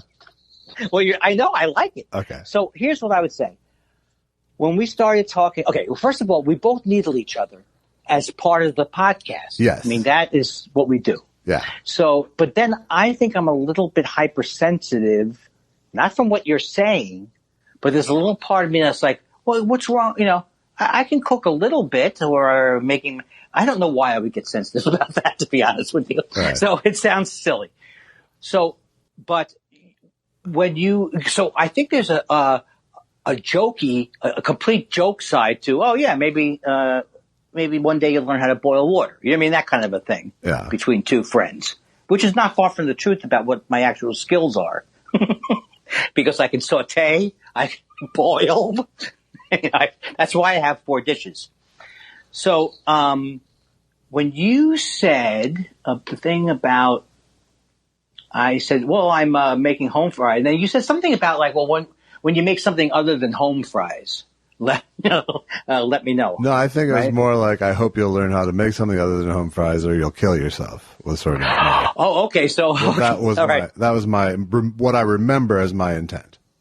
Oh, okay. Okay. So then I said, what's wrong with potatoes? Something like that. I mean, it's literally on tape. So for us to like go tit for tat doesn't make sense. It's terrible. Yeah. Okay. So what happened then was that I realized in retrospect that I have very, very, it's too personal an issue for me to talk about, because I feel my sister was pressured by my parents to go on this horrible diet. And I think that, and I think she died, I think that started her on a lifetime of getting no help because of the way the medical profession was. So I have too much invested in what I believe to really be able to talk about it if I think it, in a way, the same way you don't want to talk about it. I don't want to talk about well, I have a study here or I have a study there. I think it's more just like it's too personal. It's just too personal for me. So my feelings I thought you were my image of you was, because I kept telling Stephanie, well, I have this image, but I know it's not right. My image of you is that what could I tell you that first of all, here's what my fear is that you're thinking, I know more about it. Please know that this is what I'm thinking, not what you were doing, okay? I know what this guy doesn't know. I mean, this guy knows so little about anything. I find it hard to believe that he knows about nutrition. Or everybody knows potatoes and butter are bad. Am I really going to have to hear a guy say how butter's not bad for you? So that was what my fear was of what you were thinking. It was more towards the second, because it wasn't like what could he possibly know. It was more like, okay, clearly he has this set of beliefs. He obviously feels very strongly about them. And then I and part of me is going, well, you should refute that because you don't agree with it. And part of me is going, I don't want to be in this conversation. So I don't think that I chose a middle ground between those two things very well, probably. And to go back to your initial point, unfortunately, I have to hear the fucking tape of it. So, but I can pre-confess to, I was probably extra snide and you weren't in the mood for it.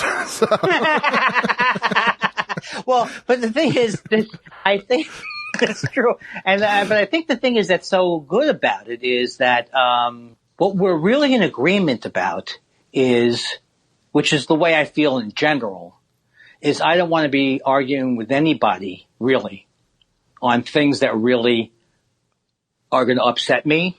Yeah, no, I just had no idea, and I don't know if you necessarily had an idea until that happened. So it's good. We know it now. Right. Well, what I said to Stephanie was that I said that, because I don't think this is talking out of school if I say this, but it's your had school. noticed, You get to choose. Well, it's homeschooling. What did you say? Which kind of schooling did you say? No, I said it's your school. You get to choose. I said that I remember having talked to you about the diet you were on for like a couple of years. And at one point you saying, I really don't want to talk about this anymore. So in my mind, I felt like there's always a chance that I'm just annoying. I talk about things for an annoying amount of time, which I think I do sometimes when you're just going, I don't want to talk about this anymore. But I was wondering if it's just a topic you don't like to talk about. No, it was much. it was the tone. It was, you shifted into a tone that I did not want to fucking deal with. Oh, but not a long time ago, though. Not when we talked about this a long time ago. No. You don't remember this argument? No, I mean, argument. I think I was sick of my diet. I was on it for like a year. So, but even then I didn't think it was necessarily smart. It was just working, so. Right. Well, what's so important to me about that is that I am so far off in what I think is going on that I would say 95% of me getting better or happier as a person is realizing that's not what the person couldn't possibly have as much animus against you as you're imagining. No, because you have like 30% of your energy in life is, oh my God, what if they're thinking blank? Can we say 25%? Okay, 25%. Sounds like a bet. I want to be fair. Yeah. An exhausting amount is my point. Right. Yeah. And so and that's not me putting you down. That's me learning you. Yeah. Well, the thing about it is like here's what it also means. Putting aside this argument, putting this argument aside, it means that I would say 90% of the time where I get upset or I get not even upset, it's more like it goes back to the thing where I might have wanted to be on that death, sex, and money show. But then when I get into the, what if I can't get on it and what will that mean? That's where the pain is. So the pain is when I think I'm not being heard or that people, or it's my sister died, so I can't, you know what I mean? It's like there's so much emotion and I'm, I saw so many doctors be angry at my sister that but that doesn't mean, it doesn't even mean that everybody is thinking the way the doctors thought. Oh, and yes, I have, a shit ton of food issues myself. I grew up with fat being the central issue of my life and diet and those things too. So,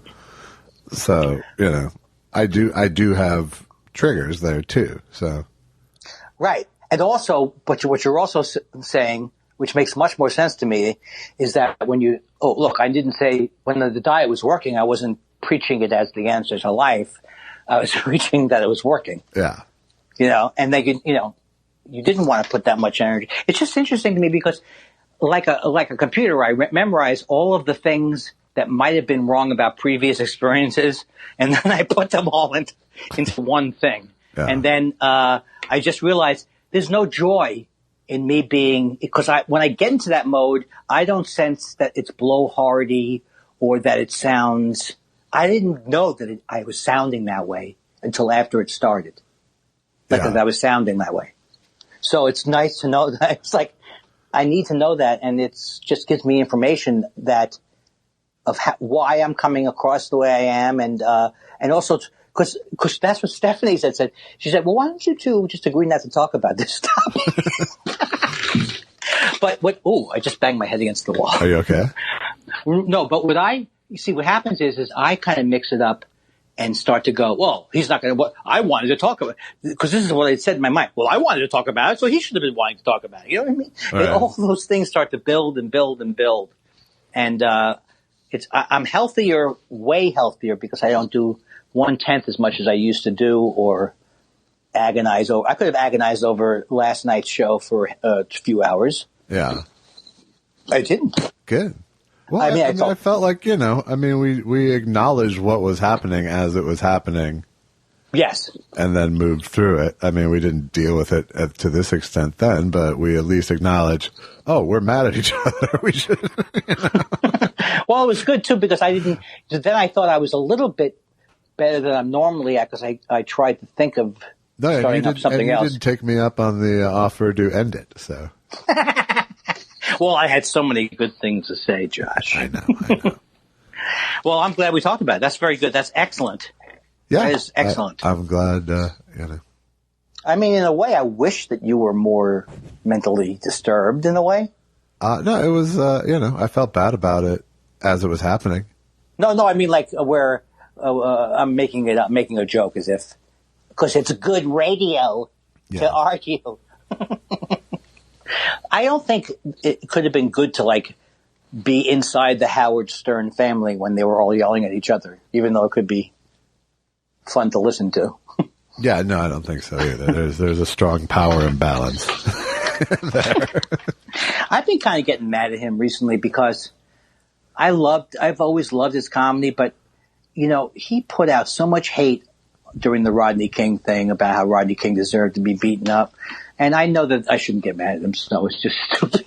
But I am kind of mad at past prejudice that kept this down so long, change. But well, one could argue that even though his show's been nutritious for many years, the amount of shit he put into the world might still outweigh the amount of good he's done in the world. Yeah. I think that's a. I did not. After I still like the guy basically, and right. I like his basic self-awareness, and I like that he feels bad about who he was. Yeah, and he's funny, and he's smart. Yeah, I mean he's capable of growth, and we've seen it. But but I also think that he put a ton of fucking hate crimes into the world.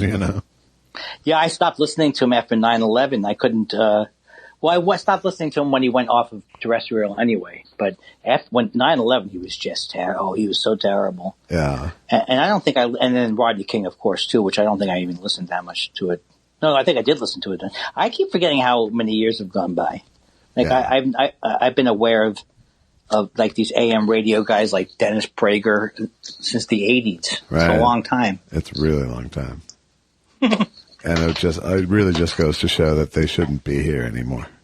Yeah, I had to say I am very celebratory that it's the tide is turning for Corolla, because you just can't tweet things like what kind of a world do we live in when I do nothing and I'm a racist, but you can break into a store, you can burn down a store and not be an arsonist. I mean, it's like right.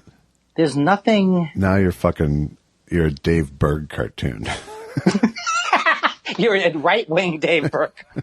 It's like it's so funny. You're a fucking Roger Kaputnik. Is it just me? Right. Oh, is it just me, or I look funny? I look towards a black person once. Is that as bad as the fact that they're all looting stores? It's like, people are so, people are not as nice as I had hoped.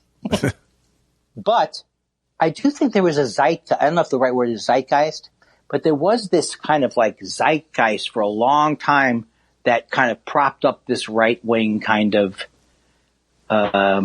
thinking. Yeah. And I never bought it, but enough with the affirmative action, enough. I mean, there was so much. I think the zeitgeist is really literally changing, where people are like, it's not cool to be, it's no longer cool to be a bigot, Josh. Yeah, well, and it's bad for Trump that a lot of America just spent 3 months with their kids. I never thought of that. That's really true. That's really true. Okay, just get out of here. Right, fine. Fine. They're racists.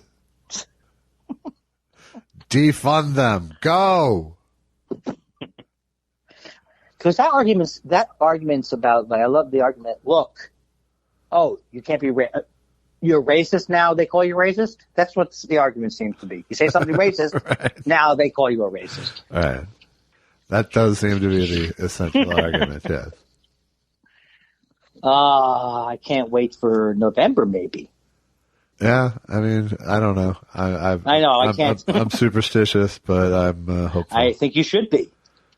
Do you know that 4 years? I'm friends with this someone named Neera Tanden. She's like for Think Progress. I've met her a few times. Yeah. And 4 years ago, I I direct messaged her like a couple of months. See you at the inauguration ball. And she said, "No, don't do that. Don't do that." She was right. Yeah. Yeah, everyone got that one wrong pretty much. Yeah. Except for Keith Allison, I know. Well, my brother said something that, we have a lot of differences, but we don't argue about it again. But one thing he said to me, he said, I think Hillary Clinton might have been the only Democrat Trump could have won against, even, with all the monkeying around. And in a way, I do think, I don't agree with this point of view, but because of the Republicans, she did become one of the most hated people of all time. Yeah. In the media. Well, and I think the other way around too. I think he was also about the only Republican she couldn't beat. Oh, but that makes it that he was a tough candidate then. Well, he clearly was. I know, but isn't that a little sickening? Yes. Don't you want the evil guy to be clever, like in the Joker movie? Well, you do, but he was in that first election. Yeah. Because that was all about playing the media. Right. But you know what else he actually was good at? Like, he's just a terrible person who'll go, "How you doing, fatty?" But he actually made himself look likable, not to me. Right. But do you think, Ted Cruz wouldn't have won, no matter how much people hated Hillary? That's true. It's a very solid point. It's a sickening to think, solid point that Ted Cruz would have been more hideous. No, I don't know if he would have been more hideous. Nobody could have been more hideous than Trump. No one could. But he would have made a run at it. Don't get me wrong. Don't you think Jeb would have beaten her? No, I don't. Jeb's just bad at what he does. Yeah. But we had a weak Democratic field, though. Walter O'Malley. He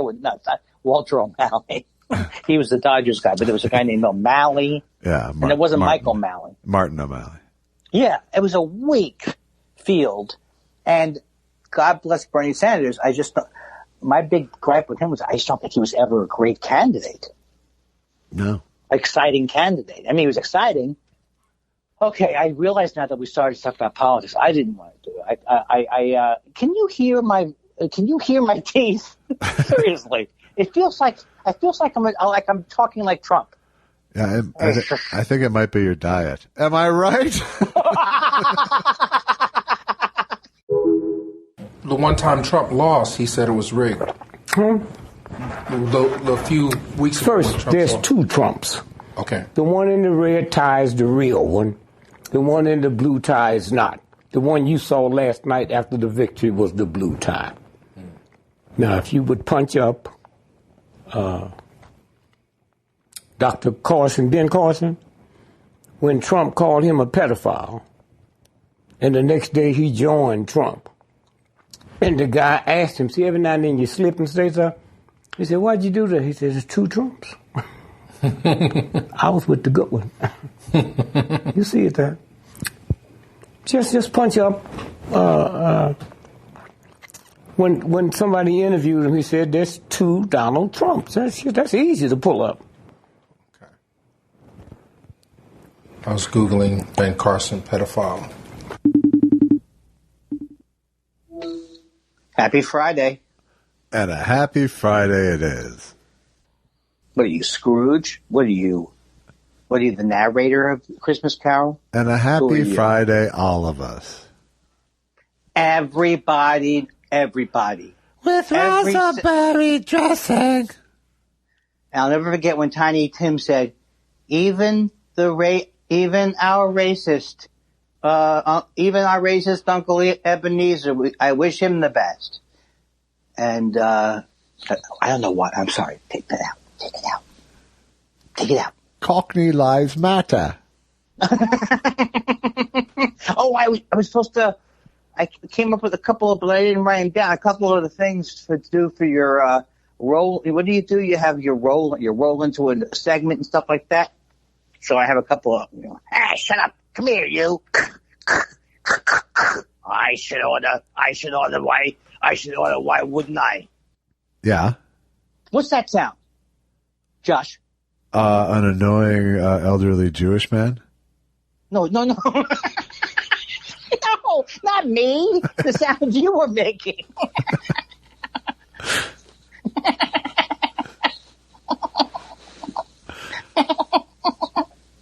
Okay, we'll give you half credit for that. All right, good.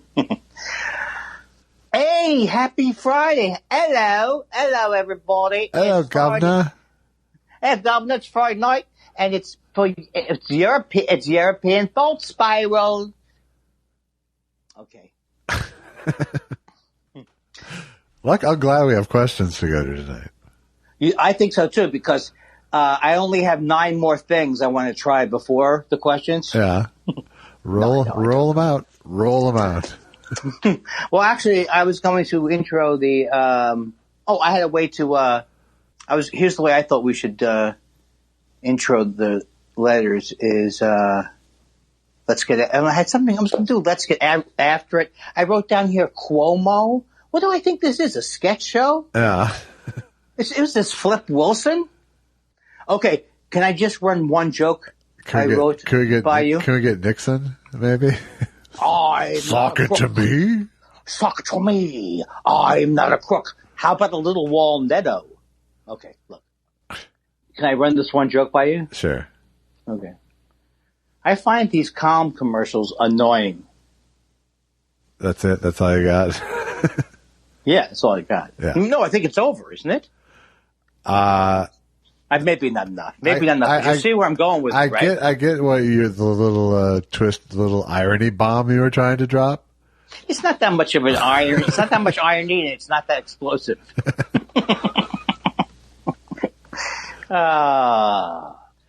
The only thing I came up with was Cuomo impression, and I was going to say, let's get after it. At 3 o'clock this afternoon, let's get after it. But it seemed like a funny way for me to answer the phone. Yeah. Anything I've written down before a podcast, a meeting, having sex, taking a shower. You're getting good reviews for your appearances on other podcasts, I'm seeing. Hey, that's my new thing. Look, that's where I want to put my energies now. Right now, I can't even hear what you're saying because I'm writing a pitch to go on Regis's new podcast, I Am Extremely Old. Is Regis dead? I don't think he is.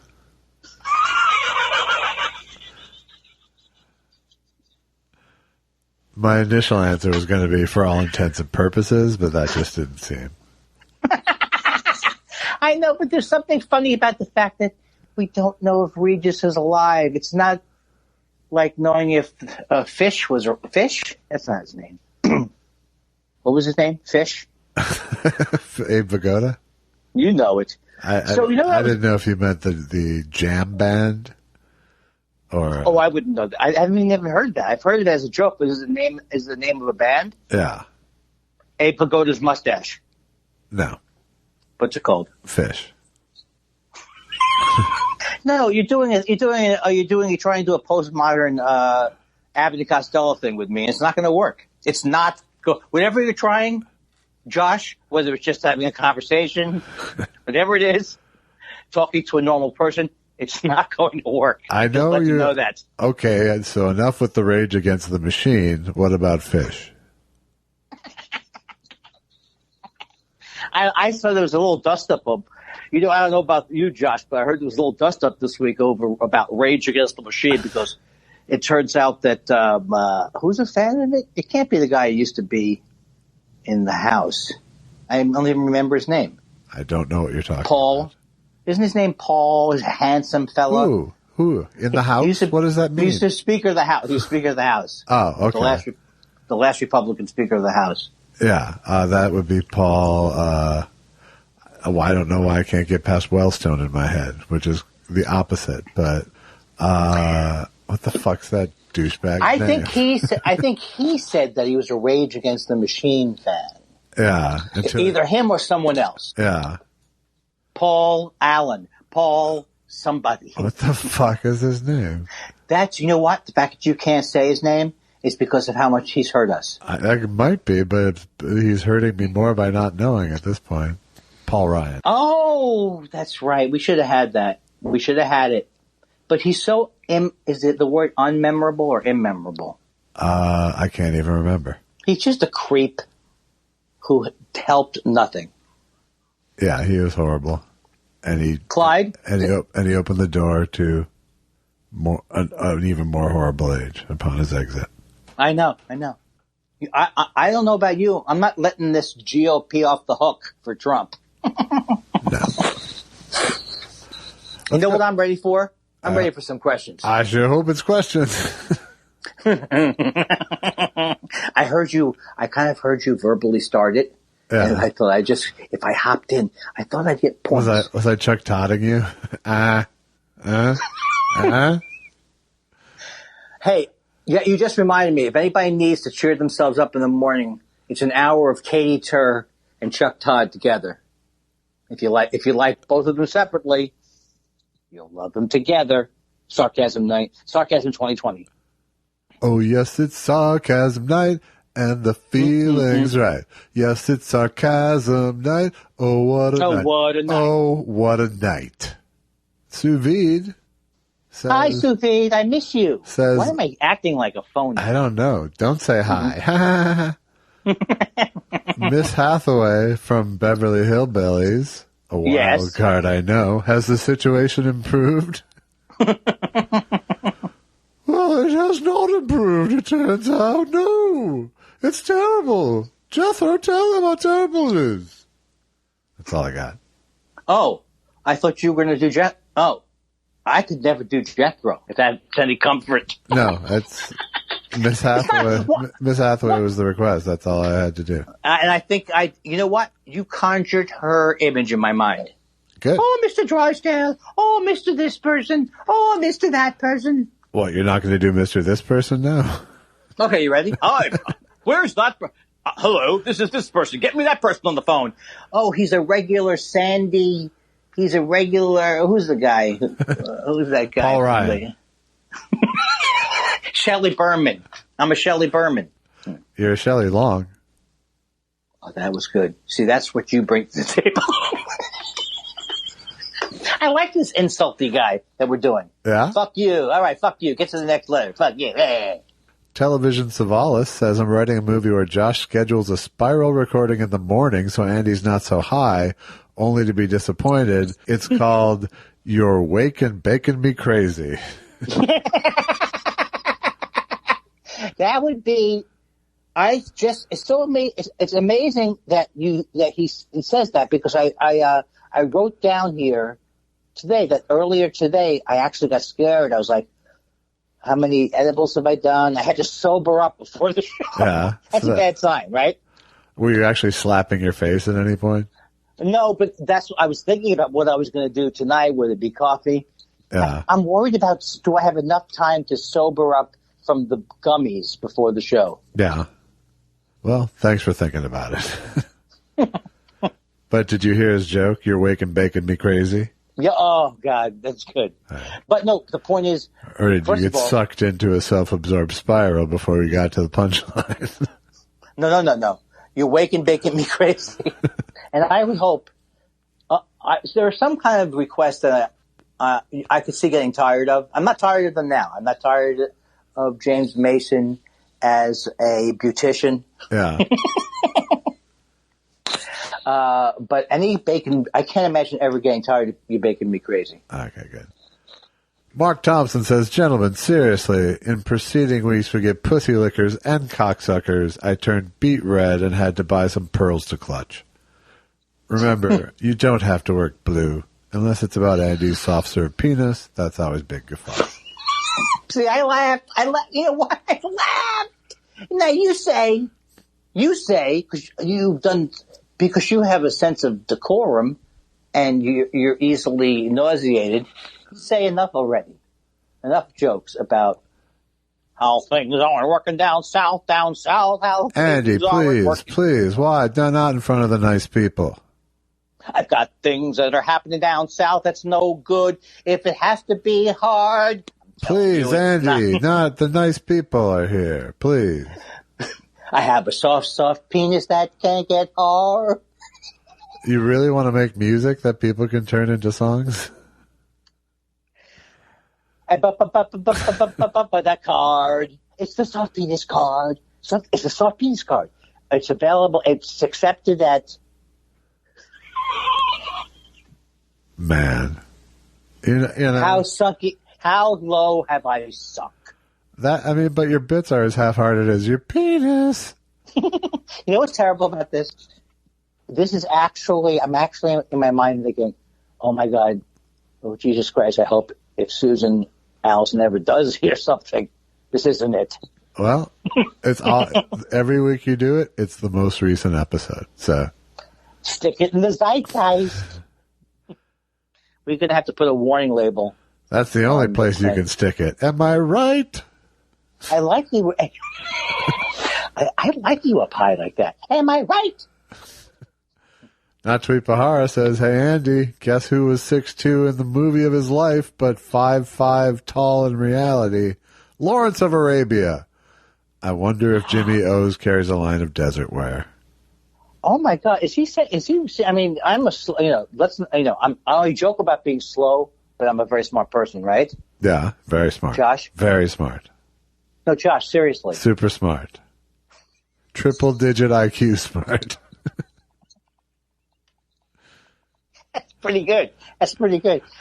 Is he saying that Lawrence, not Lawrence of Arabia, but the guy who played Lawrence of Peter O'Toole, is my height? No, he's saying Peter O'Toole is 6'2", but actual T.E. Lawrence was 5'5".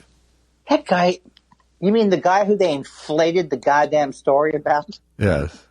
The imperialist pig? They prettied him up real good. Yeah. What'd that guy do? He pretended to ride a sawtooth? Okay. I'm losing it. Kindler, losing it.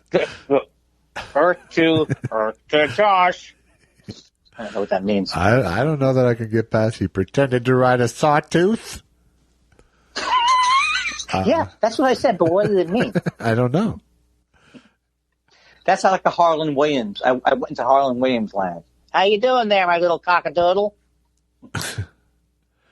Natri also says, "Oh boy, State of the Industry speech season has begun. The drama, the conflict of writing styles, Andy's inevitable breakdown, the climactic triumph. So exciting." It sounds. What is he trying to? Isn't that the definition of jinxing somebody? The way he did that? No, I'm just kidding. I actually am. The way he said it, except for the breakdown, I'm looking forward to it. I don't think I'm going to have the breakdown. Well, or maybe if you do, at least you won't have to fly to have it. I'll be closer to a Xanax prescription here. There's a chance. There's a chance that I could be this. It could be this horrible though, because I'm actually doing it for my own house or whatever. I might get down to. I'm not going on. I'm not going on. Is it live or pre-tape? I don't know. That we haven't figured out. Okay. I was thinking it should be live, but it'll probably be pre-tape. What am I trying to do? Jack Parr at home? I don't know. I like that. I like the rhythm of that. You're starting to Jack Benny the letters. Oh, am I? I'm thinking. It's the end of the world as we know it. Says, "No question, just wanted to say that you two were back and sharp as tacks on last week's podcast. Life seems like we are living a bizarro world at the moment, but you two found your two-man groove once again and cracked me up several times. Thank you." I appreciate that, but then you wouldn't have thought that listening. We wouldn't have thought that listen after our Tuesday show. I mean, not show, but you know what I mean. But they are talking about this week. Right, but what I'm saying is, wouldn't it have been ironic? Not ironic, but wouldn't it have been sad if we just were on this roll and it came to a crashing halt, all because of this week the quarantine finally beat us? I don't know. But no, I see it as a tidal sort of thing. You see it as a what? Tidal sort of thing. Like a name? What? A title? No, Tidal. I swear to God. Okay. I know that I'm not good at doing a bit too long. That's the stupid guy. But spell it for me one more time. T. I. D. As in Dan. Or duh. A. L. Oh, tidal. I think it's when you said L before, it kind of echoed. But what does that word mean? Like a tidal wave? Well, it relates to tides, Andy. But I mean, did someone ask us a question about tides? Oh man, this is what you're going to have to do when I am in the home. I'm having a fucking stroke. I'm having a stroke here, Josh. I might have a stroke, and this is how you can have a deal with it. You can't be mean. You can't be mean. You have to be, Andy, it is Tuesday, or whatever you say, you stupid. Andy, you were cranky when you didn't have dementia. You know what that makes you now? You're a fucking asshole. Just sit over there in the corner or smoke a cigarette. Come on, this is the show. Me and you. Yeah. You're 90. You're 90. I'm 102. 5. I'm just sorry. 5. My apologies. My apologies. And you keep making jokes about my wife's alive. You finally are as old as your IQ. T, I, D as in duh. Do not ever do that kind of thing with me. That implies the kind that you get 3 minutes later. That's a good defense. Yeah, that's a good. Don't call me retardo. Don't call me retardo. Now, if anybody's listening to this, everybody has to realize neither one of us used that word. I don't even think Albert Brooks uses that word, but he was writing it as kids who were torturing him in a small town. It's very funny. You really think people are policing retardo this week? Are you? Emilio Fox says, can you guys go after Joe Rogan really hard in the State of the Industry speech? I want to see the aftermath of that. I say no, but I have gone after him. Not after him, whatever it's called. I've said things about him on Twitter when he said that he would vote for Trump over Biden. And I never used to say anything about him because I was always afraid he'd beat me up. Yeah. Well, I think Adam Carolla is more in your sights this year anyway. Yeah, that's right. I mean, why would you even talk about Joe Rogan when, Adam Carolla is too many incredibly obnoxious things are happening at the same time. You got Prager, you got him. Excuse me, I'm sorry. I shouldn't have had the carbonated. This is the worst version of this joke. I guess I shouldn't have had the carbonated beverage. Maybe not. But you know what I mean? Someone would say, I shouldn't have had the chili. I'm so sorry, Josh. I'm so sorry. I swear to God, I can quit the heroin if you want me to. Okay, I'm all right. Make more human puddle sounds, will you? At least I can make different sounds. You said I used to not be able to. That's right. You used to just go, nah. Seth Dick III says, with all this hubbub about Gone with the Wind, I seem to recall Grandpa Dick III. Grandpa Dick III. Telling me Howard Cosell and Vince Scully were originally cast in the film. Was she right? Oh, I can't. I didn't know that. What's the name of the movie again? Apparently, Scarlett, you thought I gave a damn. Anything but. There we go. Who's the other character? It was Howard Cosell. Who am I doing? It's Howard Cosell, but you're. You were gone. You were gone with the question. No, I got it right. Okay, give me a little time. Back it up. No, I already found the joke. Well, what if mine tops yours? Good luck. This is how it goes south. That's all I got. Sorry. Dan Wade, whose podcast I appeared on this week. Ooh, and what's the name of that podcast? I believe it's called The Wheel of Randy. My episode will be on the week my movie comes out, July 10th. You didn't tell me you had the date for the movie either. Yeah, I did. Is this what you would have said to Glenn Campbell the last year of his life? I would have said solo in C. So did you have fun doing it? Yes, it's about Randy. It's his podcast about Randy Newman. Oh, my God. This is fantastic. We can set you up, too. I'll do it. All right. Are you kidding me? All right. There you go, Dan Wade. You hear that? Dan Wade. He invited us both. I just happened to say yes. I say yes, too. There you go. Dan Wade, 2 for 1. Boom. I'm not even going to tell your question now. You know what? That's fair. That's fair. Sure. That's fair. Television Savalas, apparently a friend of Dan Wade, because he mentioned it on the show, said, I think I've only heard one neighbor story in 160 shows. You guys must have good neighbors. My question is, none. Just thanks for being a good weekly time marker. You're the best.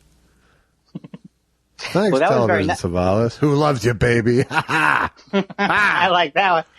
Now, see, my ear is so weird. I swear to God, I thought for probably 7 or 8 seconds that we had told a Jim Neighbors story. I don't know what you're talking about. He said a good neighbor's story. Ah. Yeah, no, he said, I haven't heard one neighbor story. Let me tell you something. If I was alive during vaudeville and doing this kind of bit, you'd be like, I can't fucking believe how great this guy is. Oh, is that a bit? Yes, it's a bit. You were doing a bit? Maybe. Seems like real confusion. I don't know. Maybe I like to play comedy close to the vest. Hey, Andy. Yes. You know those jingly things in your pocket? What are they for? Oh, are you talking about? Am I jingling? No, it's a Alzheimer keys joke. Oh, but I don't ever do the thing where they talk about Lenny. There's a thing where they go, Lenny, don't. I know it's a horrible play. Not a horrible play. I know it's a terribly sad play I saw, but I've blocked out what the play. What is the name of that play that they always? Are you talking? No, about, Lenny. Are you talking about Of Mice and Men? Yes. Yes. Isn't it very true? Why do I find that so traumatic? I'm not even saying the actual scene, and it is traumatic, but when people do renditions of it, I kind of get queasy. Yeah. What if they do it? Tell me about the rabbit again, George. That's what I'm saying. That makes me sick. It makes me almost sick. It makes me almost sick. How could it make you sick, George? Tell me about how it makes you sick, George. Oh, my God. How about the rabbits? It's not a cartoon, right? No, that's the Abominable Snowman, who is based on the character. Oh. My little bunny rabbit, I will love him and pet him and hug him and squeeze him, and I will call him George. Is this a show I missed? It's from the Warner Brothers canon. Okay, father. Get it? Cannon fodder. I swear to God, I've turned into Ira Festel, who you don't even know who he is. He was an AM DJ in the 90s. He used to have Friday Night Fun Night. It wasn't, did he have a segment called Show and Festel? That would have been, you give him too much credit. Yeah. He was one of these guys who prided himself on not having a TV and never having watched TV. Wow.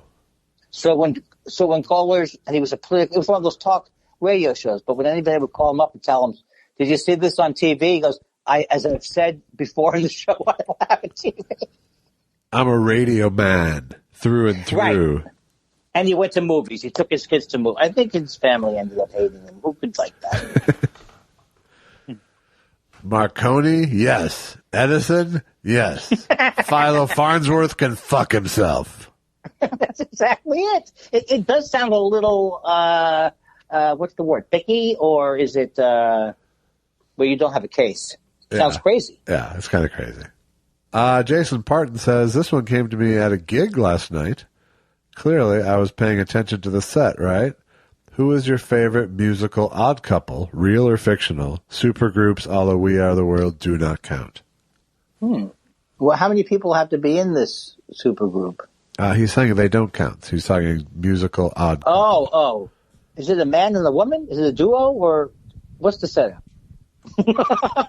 Maybe I should ask the questions so I can see the question over and over. It might hit my thick skull. Sonny and Cher. And that's my final answer. I think it's a great answer. I'm going to go with Peaches and Herb. The Pink Lady and Jeff. Pink Lady and Jeff, choice. I think Pink Lady and Jeff is the way to go. We did it. You said we couldn't do it. Yeah. You said we did. And you're saying we were getting worse at answering questions. I haven't heard one. It's unbelievable. You think James Mason was banned or something? I know, it's sad. It's unbelievable. Tom the Tom asks, "What's your favorite?" Still, I love that name. What's your favorite debasing name for Trump? Mine is Schmuck à l'Orange. I didn't make it up. I just love it. I have to admit. Why would I have to admit? I like Schmuck à l'Orange. I can't. My least favorite is. Well, people don't still use Drumpf, do they? That shows that it's Some old. do, and it's not. Okay. It doesn't have a lot of punch. I don't think I have a current one. It's going to be Hitler, but that doesn't count as something good to call him. Fun. I find myself muttering piece of shit to myself most often. Right. Number one answer, right? I really do. I really. Oh, yeah. And he's really the only one who gets that particular instinct. Right. He might be, we could find more people, but with him, you can't look away. Annotated MST says, for Josh, was there anything you wanted to include in your upcoming Michael Debar documentary and didn't, but now wish you had? By the way, did you retweet the trailer? I think I did, but I'm pretty sure I did, but I'll do it again. In the last day? No. That's when it came out. You might have done the poster. I think I did the poster. Okay. Okay. I will do the trailer. Not right now because you know my attention span. Yeah, I want you here, mister. There was a lot of stuff that I wanted to include. I don't know if I wish I had now because it was all decisions made for the right reasons. Mm-hmm. But there was a lot of great stories that I didn't put in because ultimately this isn't a nostalgia movie. It's really a movie. That makes sense. It's really a movie about that I tried to sort of strip away the nostalgia and sentimentality of the story and just have the people tell the story. Right. Because I already feel like, rock and roll is over-romanticized. True. But this is the kind of, but you can see it going. But there was all kinds of great sort of sidebar stories. There's a story of David Bowie sticking his tongue down Michael's throat. There's a story of George Harrison handing him a ruby in a bar, because he had given him a pin from his lapel. Wow. Yeah, I think I definitely think the movie if the movie could be long. I mean, that's what makes something good. Is that you wouldn't mind seeing more of it. Yeah. So my first cut was 2.5 hours, and the final movie is like 80 some minutes. That's pretty cool. So you could maybe argue that you could lengthen. Over time, of course, there's some regrets, but those decisions got made sort of a long time ago. So, right. I had to just sort of decide at some point as I was plowing through all the post-production, even the post-production stuff, that you just had to live with those decisions. And luckily, most of them hold up for me even after all the time.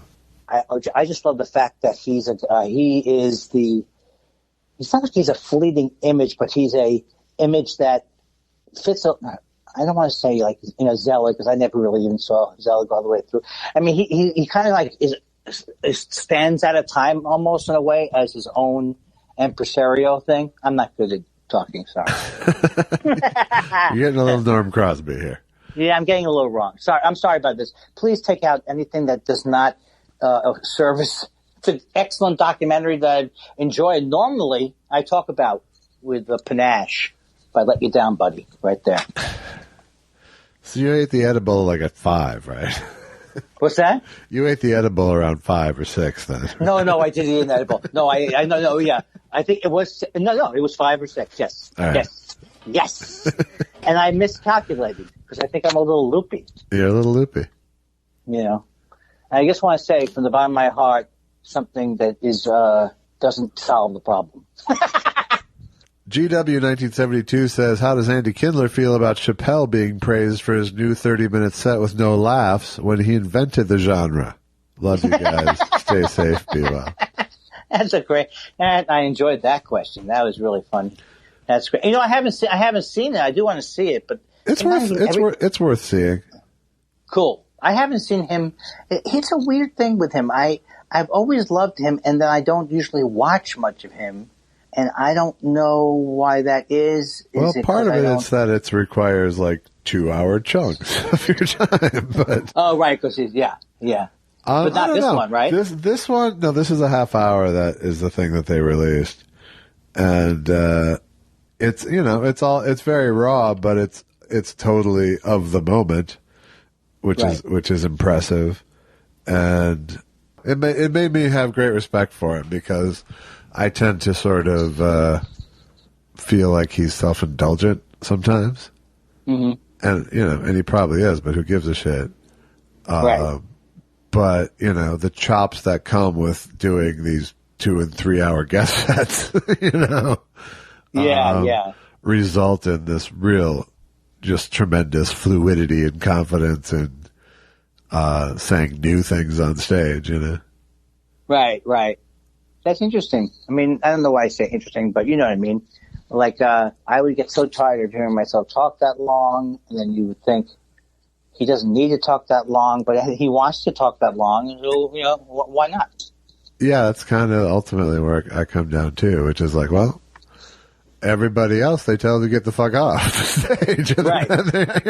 That's a nice, in other words, like, the only thing, it's when people say self-indulgent, to me, it's like, this is what he loves doing, so. Yeah. I mean, if someone was trying to stop him, it would be a different matter.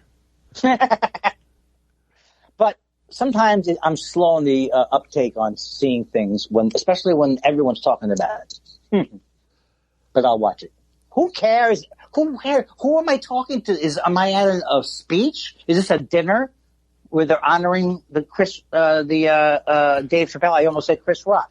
Nice. Nice. This is going well for me.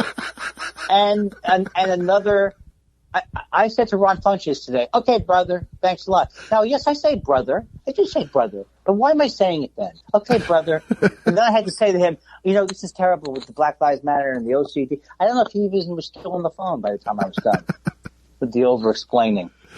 Okay, brother. Sickening. You do say brother. I will back you up on that. I know. I think you say brother, don't you? Occasionally. I'm trying to drag you. This is the worst. Come on, Josh. You've often said, you've often felt uncomfortable around minorities. Minorities, I don't think is a good word anymore. So stop it. Yeah. Well, all your minority stories are the same. I can't tell them apart. Oh. All my minority stories look alike. Yes. That's the same joke. That's the rephrase. Yes. That's the exact rephrasing. That's the most. Yes, that's the most obvious way to say what you just said. Thank you. If you need to be hit over the head. Greg Kelly says, I was at the grocery store and saw they had cheeseburger-flavored Pringles. Is James Mason a snack traditionalist, or do his tastes veer towards the Humbert? I wish that we could have an orchestral swell that came up, because I've actually am eager to hear James Mason tonight. Well, I'm certain that one would assume that I would think cheeseburger-flavored Pringles are some sort of an abomination, and frankly, they are. They are. It's a disgrace to crisps. Which isn't to say I don't like a spicy little crisp by myself, but to go cheeseburger-flavored, please. I like a little more zing. Oh, my God. I want to say, well, first of all, you don't have to be James Mason to hate that idea of whatever that cracker is that you were talking about. What kind of a cracker is it? It's a crazy cracker. Yes, that's right. Is it chip? Is it a chip? It's a Pringle, you stupid piece of... James, please. Andy doesn't like to be called stupid. James, I'm sorry. Please, James, not in front of the nice people. I'm sorry. Andy's having a tough night, apparently. Come on. Come on, James. Well, I'll be in my cabin. It's as if he's not even trying. James, please. He had an edible, okay? Oh, I understand. That's right. Mr. Weinstein, Why is he doing that? I can't do the bit tonight. I'm sorry. I went off at the end there. My apologies. Sous vide in his or her non-running gag slot. I see they're thinking of renaming military base is named.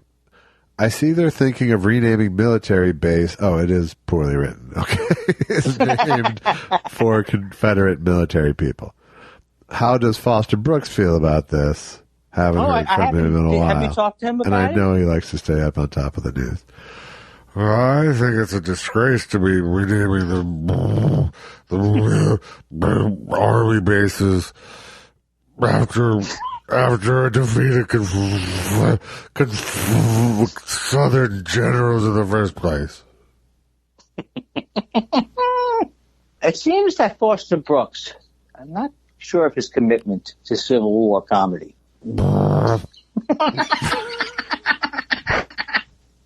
Yes, Johnny, my character. Of course, my character was a little bit of a bigot, Johnny.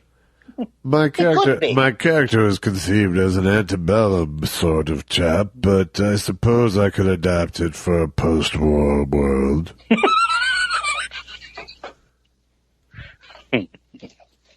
Seth Dick is back to say how many milligrams of an edible candy bar should I have I haven't used in 3.5 months.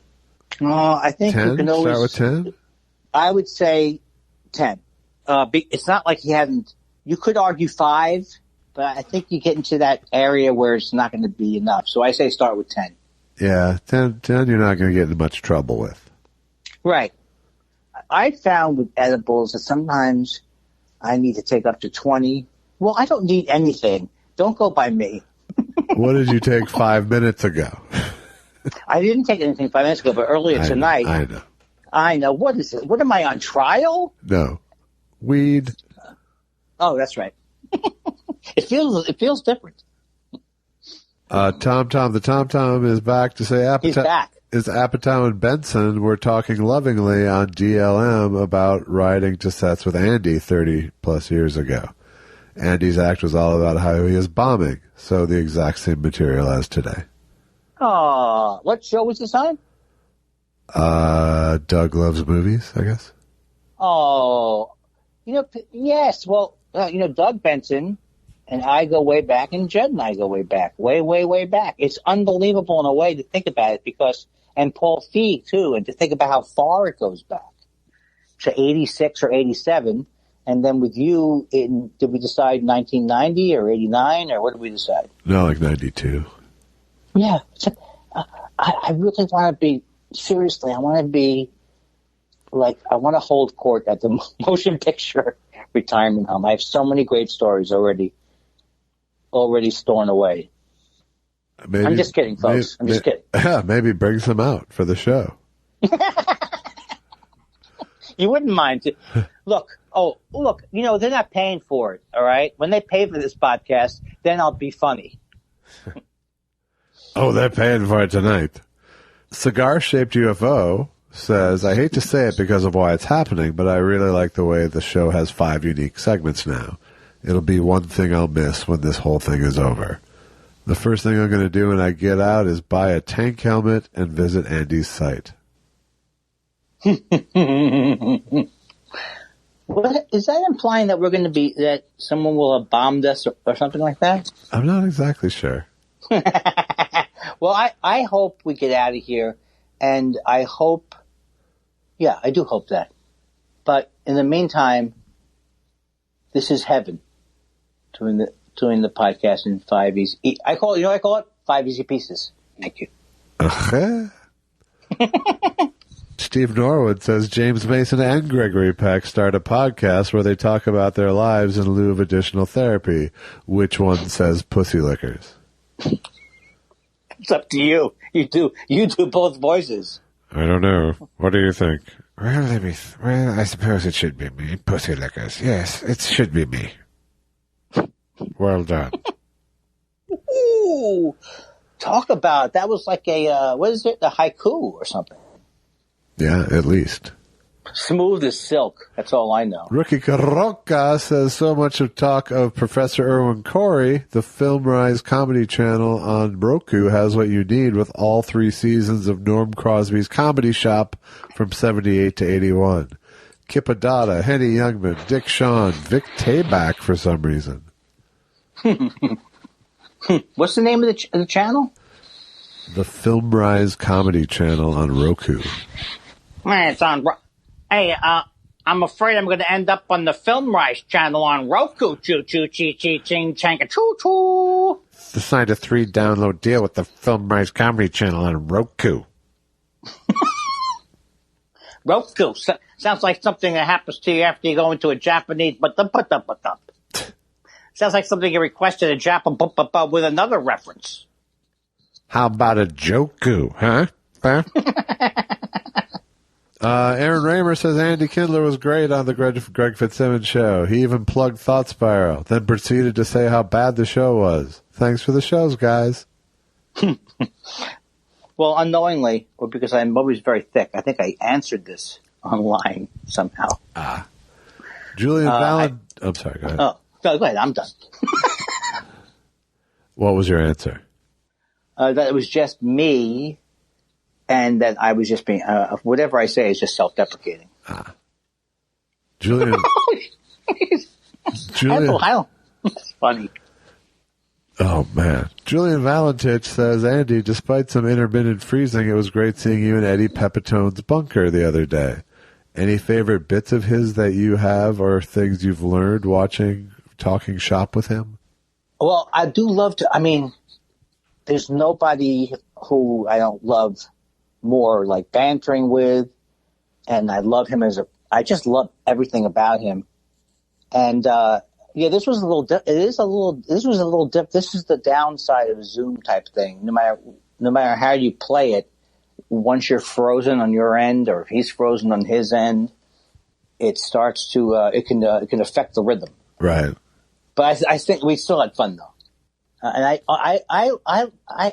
I'm a big fan of Eddie's bit where he has, people heckling him from the audience who know a little bit too much about him personally. Hey, Eddie, how come you never talk to your sister? Like that kind of thing. All right. Eddie, how come you eat eclairs at night? Isn't that a daytime food? So, and I've known him, I guess late 90s or early 2000s, and I've always been, maybe he came out after 9/11, I think, when all the deals were happening. Yeah. Larry Harold says, my father just died, 100 years old. So I think I'm allowed to ask Andy, have you heard, quote unquote, from your mom? Maybe a voice, maybe just a feeling. Do you guys believe in that kind of thing? Oh, I'm sorry that his dad died. Yes, I'm very sorry. 100 years old. Wow. I feel like I've had that with my sister more. I have had a couple times because she actually gave me like a rock that says you are always with me. You will always be with me, and stuff like that. And I can kind of feel like some kind of synchronicity things. But my mom, it's more like I talk about her in therapy, and so it's like present. But I haven't had any not extraterrestrial, but extra normal things. But I do believe that things happen all the time. I do feel things, but I wouldn't say it's from a different dimension. Right.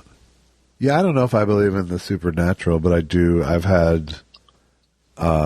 It's a special thing when they appear in your dreams later on. Yeah, I think that's kind of what he's saying too. Like he's not saying necessarily that it would be supernatural. I kind of went off and said, Well, he did put "heard" in quotes, so. Right. I mean, I would love something. I love when things have happened in my life that are like that. So I would love the possibility, but I think if you start wanting them to happen, then it can be disappointing. But I'm sorry about your dad, dog, for sure. That's a tough one. Well, they're tough always, I think. Yeah. But I just don't know many people who've lived to 100 except me. I'm going to live to 100, but. I feel like you have tonight. Yeah, I feel. A lot of people tell me when they spend an evening with me, they feel as if they ask me, "Are you like 100?" Occasionally. Like when I send back the soup 9 times. All right. Okay. Yeah. Maggie, Mother of Mayhem, says, "Hello on Tesho 160. What did Josh mean when he referred to his former birthday?" I think I was referring to it having passed already, but I think I was saying how Joel got me something for my birthday and my former birthday meeting. Yes, passed. You don't have an alternate birthday. I do not, no. I do. I know, you have the one on your ID and then the real one. No, I do like Bill March. I take the whole month of June as a tribute to myself. June. I did one of those. Please forgive me. Dan Marsh says, "Hi guys. One time I took acid and I saw everyone's eyes replaced with rotating black polyhedrons. In your experience with psychedelics, what's the most memorable thing you've seen with your eyes open?" Andy, that one's for you. The first time I took acid or LSD, I saw it seemed like people's faces were like almost stop frame kind of a feel. So like I could feel myself getting higher and higher so that like almost broke down the fundamentals of sound type of thing. They were like, I don't know why I made that noise. But it's not a monkey. But it was sort of strobing. Yeah. But I have seen a lot of weird things, definitely weird things, but not exactly how you described them. I'm not sure what polyhedrons look like. They are multi-sided figures. No. May a weird holy man stick a polyhedron in your stomach. That was quite a trip you were on there. Adam Nicollet says, "What 5 people would you both agree to take to start over on Mars? Assume your spouses are already accounted for." When you say accounted for, does that mean with us or they're... Yeah, they're already in. Because that does determine who I would pick. Easy, Tiger. I would pick Josh Elvis Weinstein. Yes, I would. He's a 5. 4 more people. My mommy. I think I'd like Josh Mankiewicz, me, you, Ben Mankiewicz. Wow. And then some broads. Okay.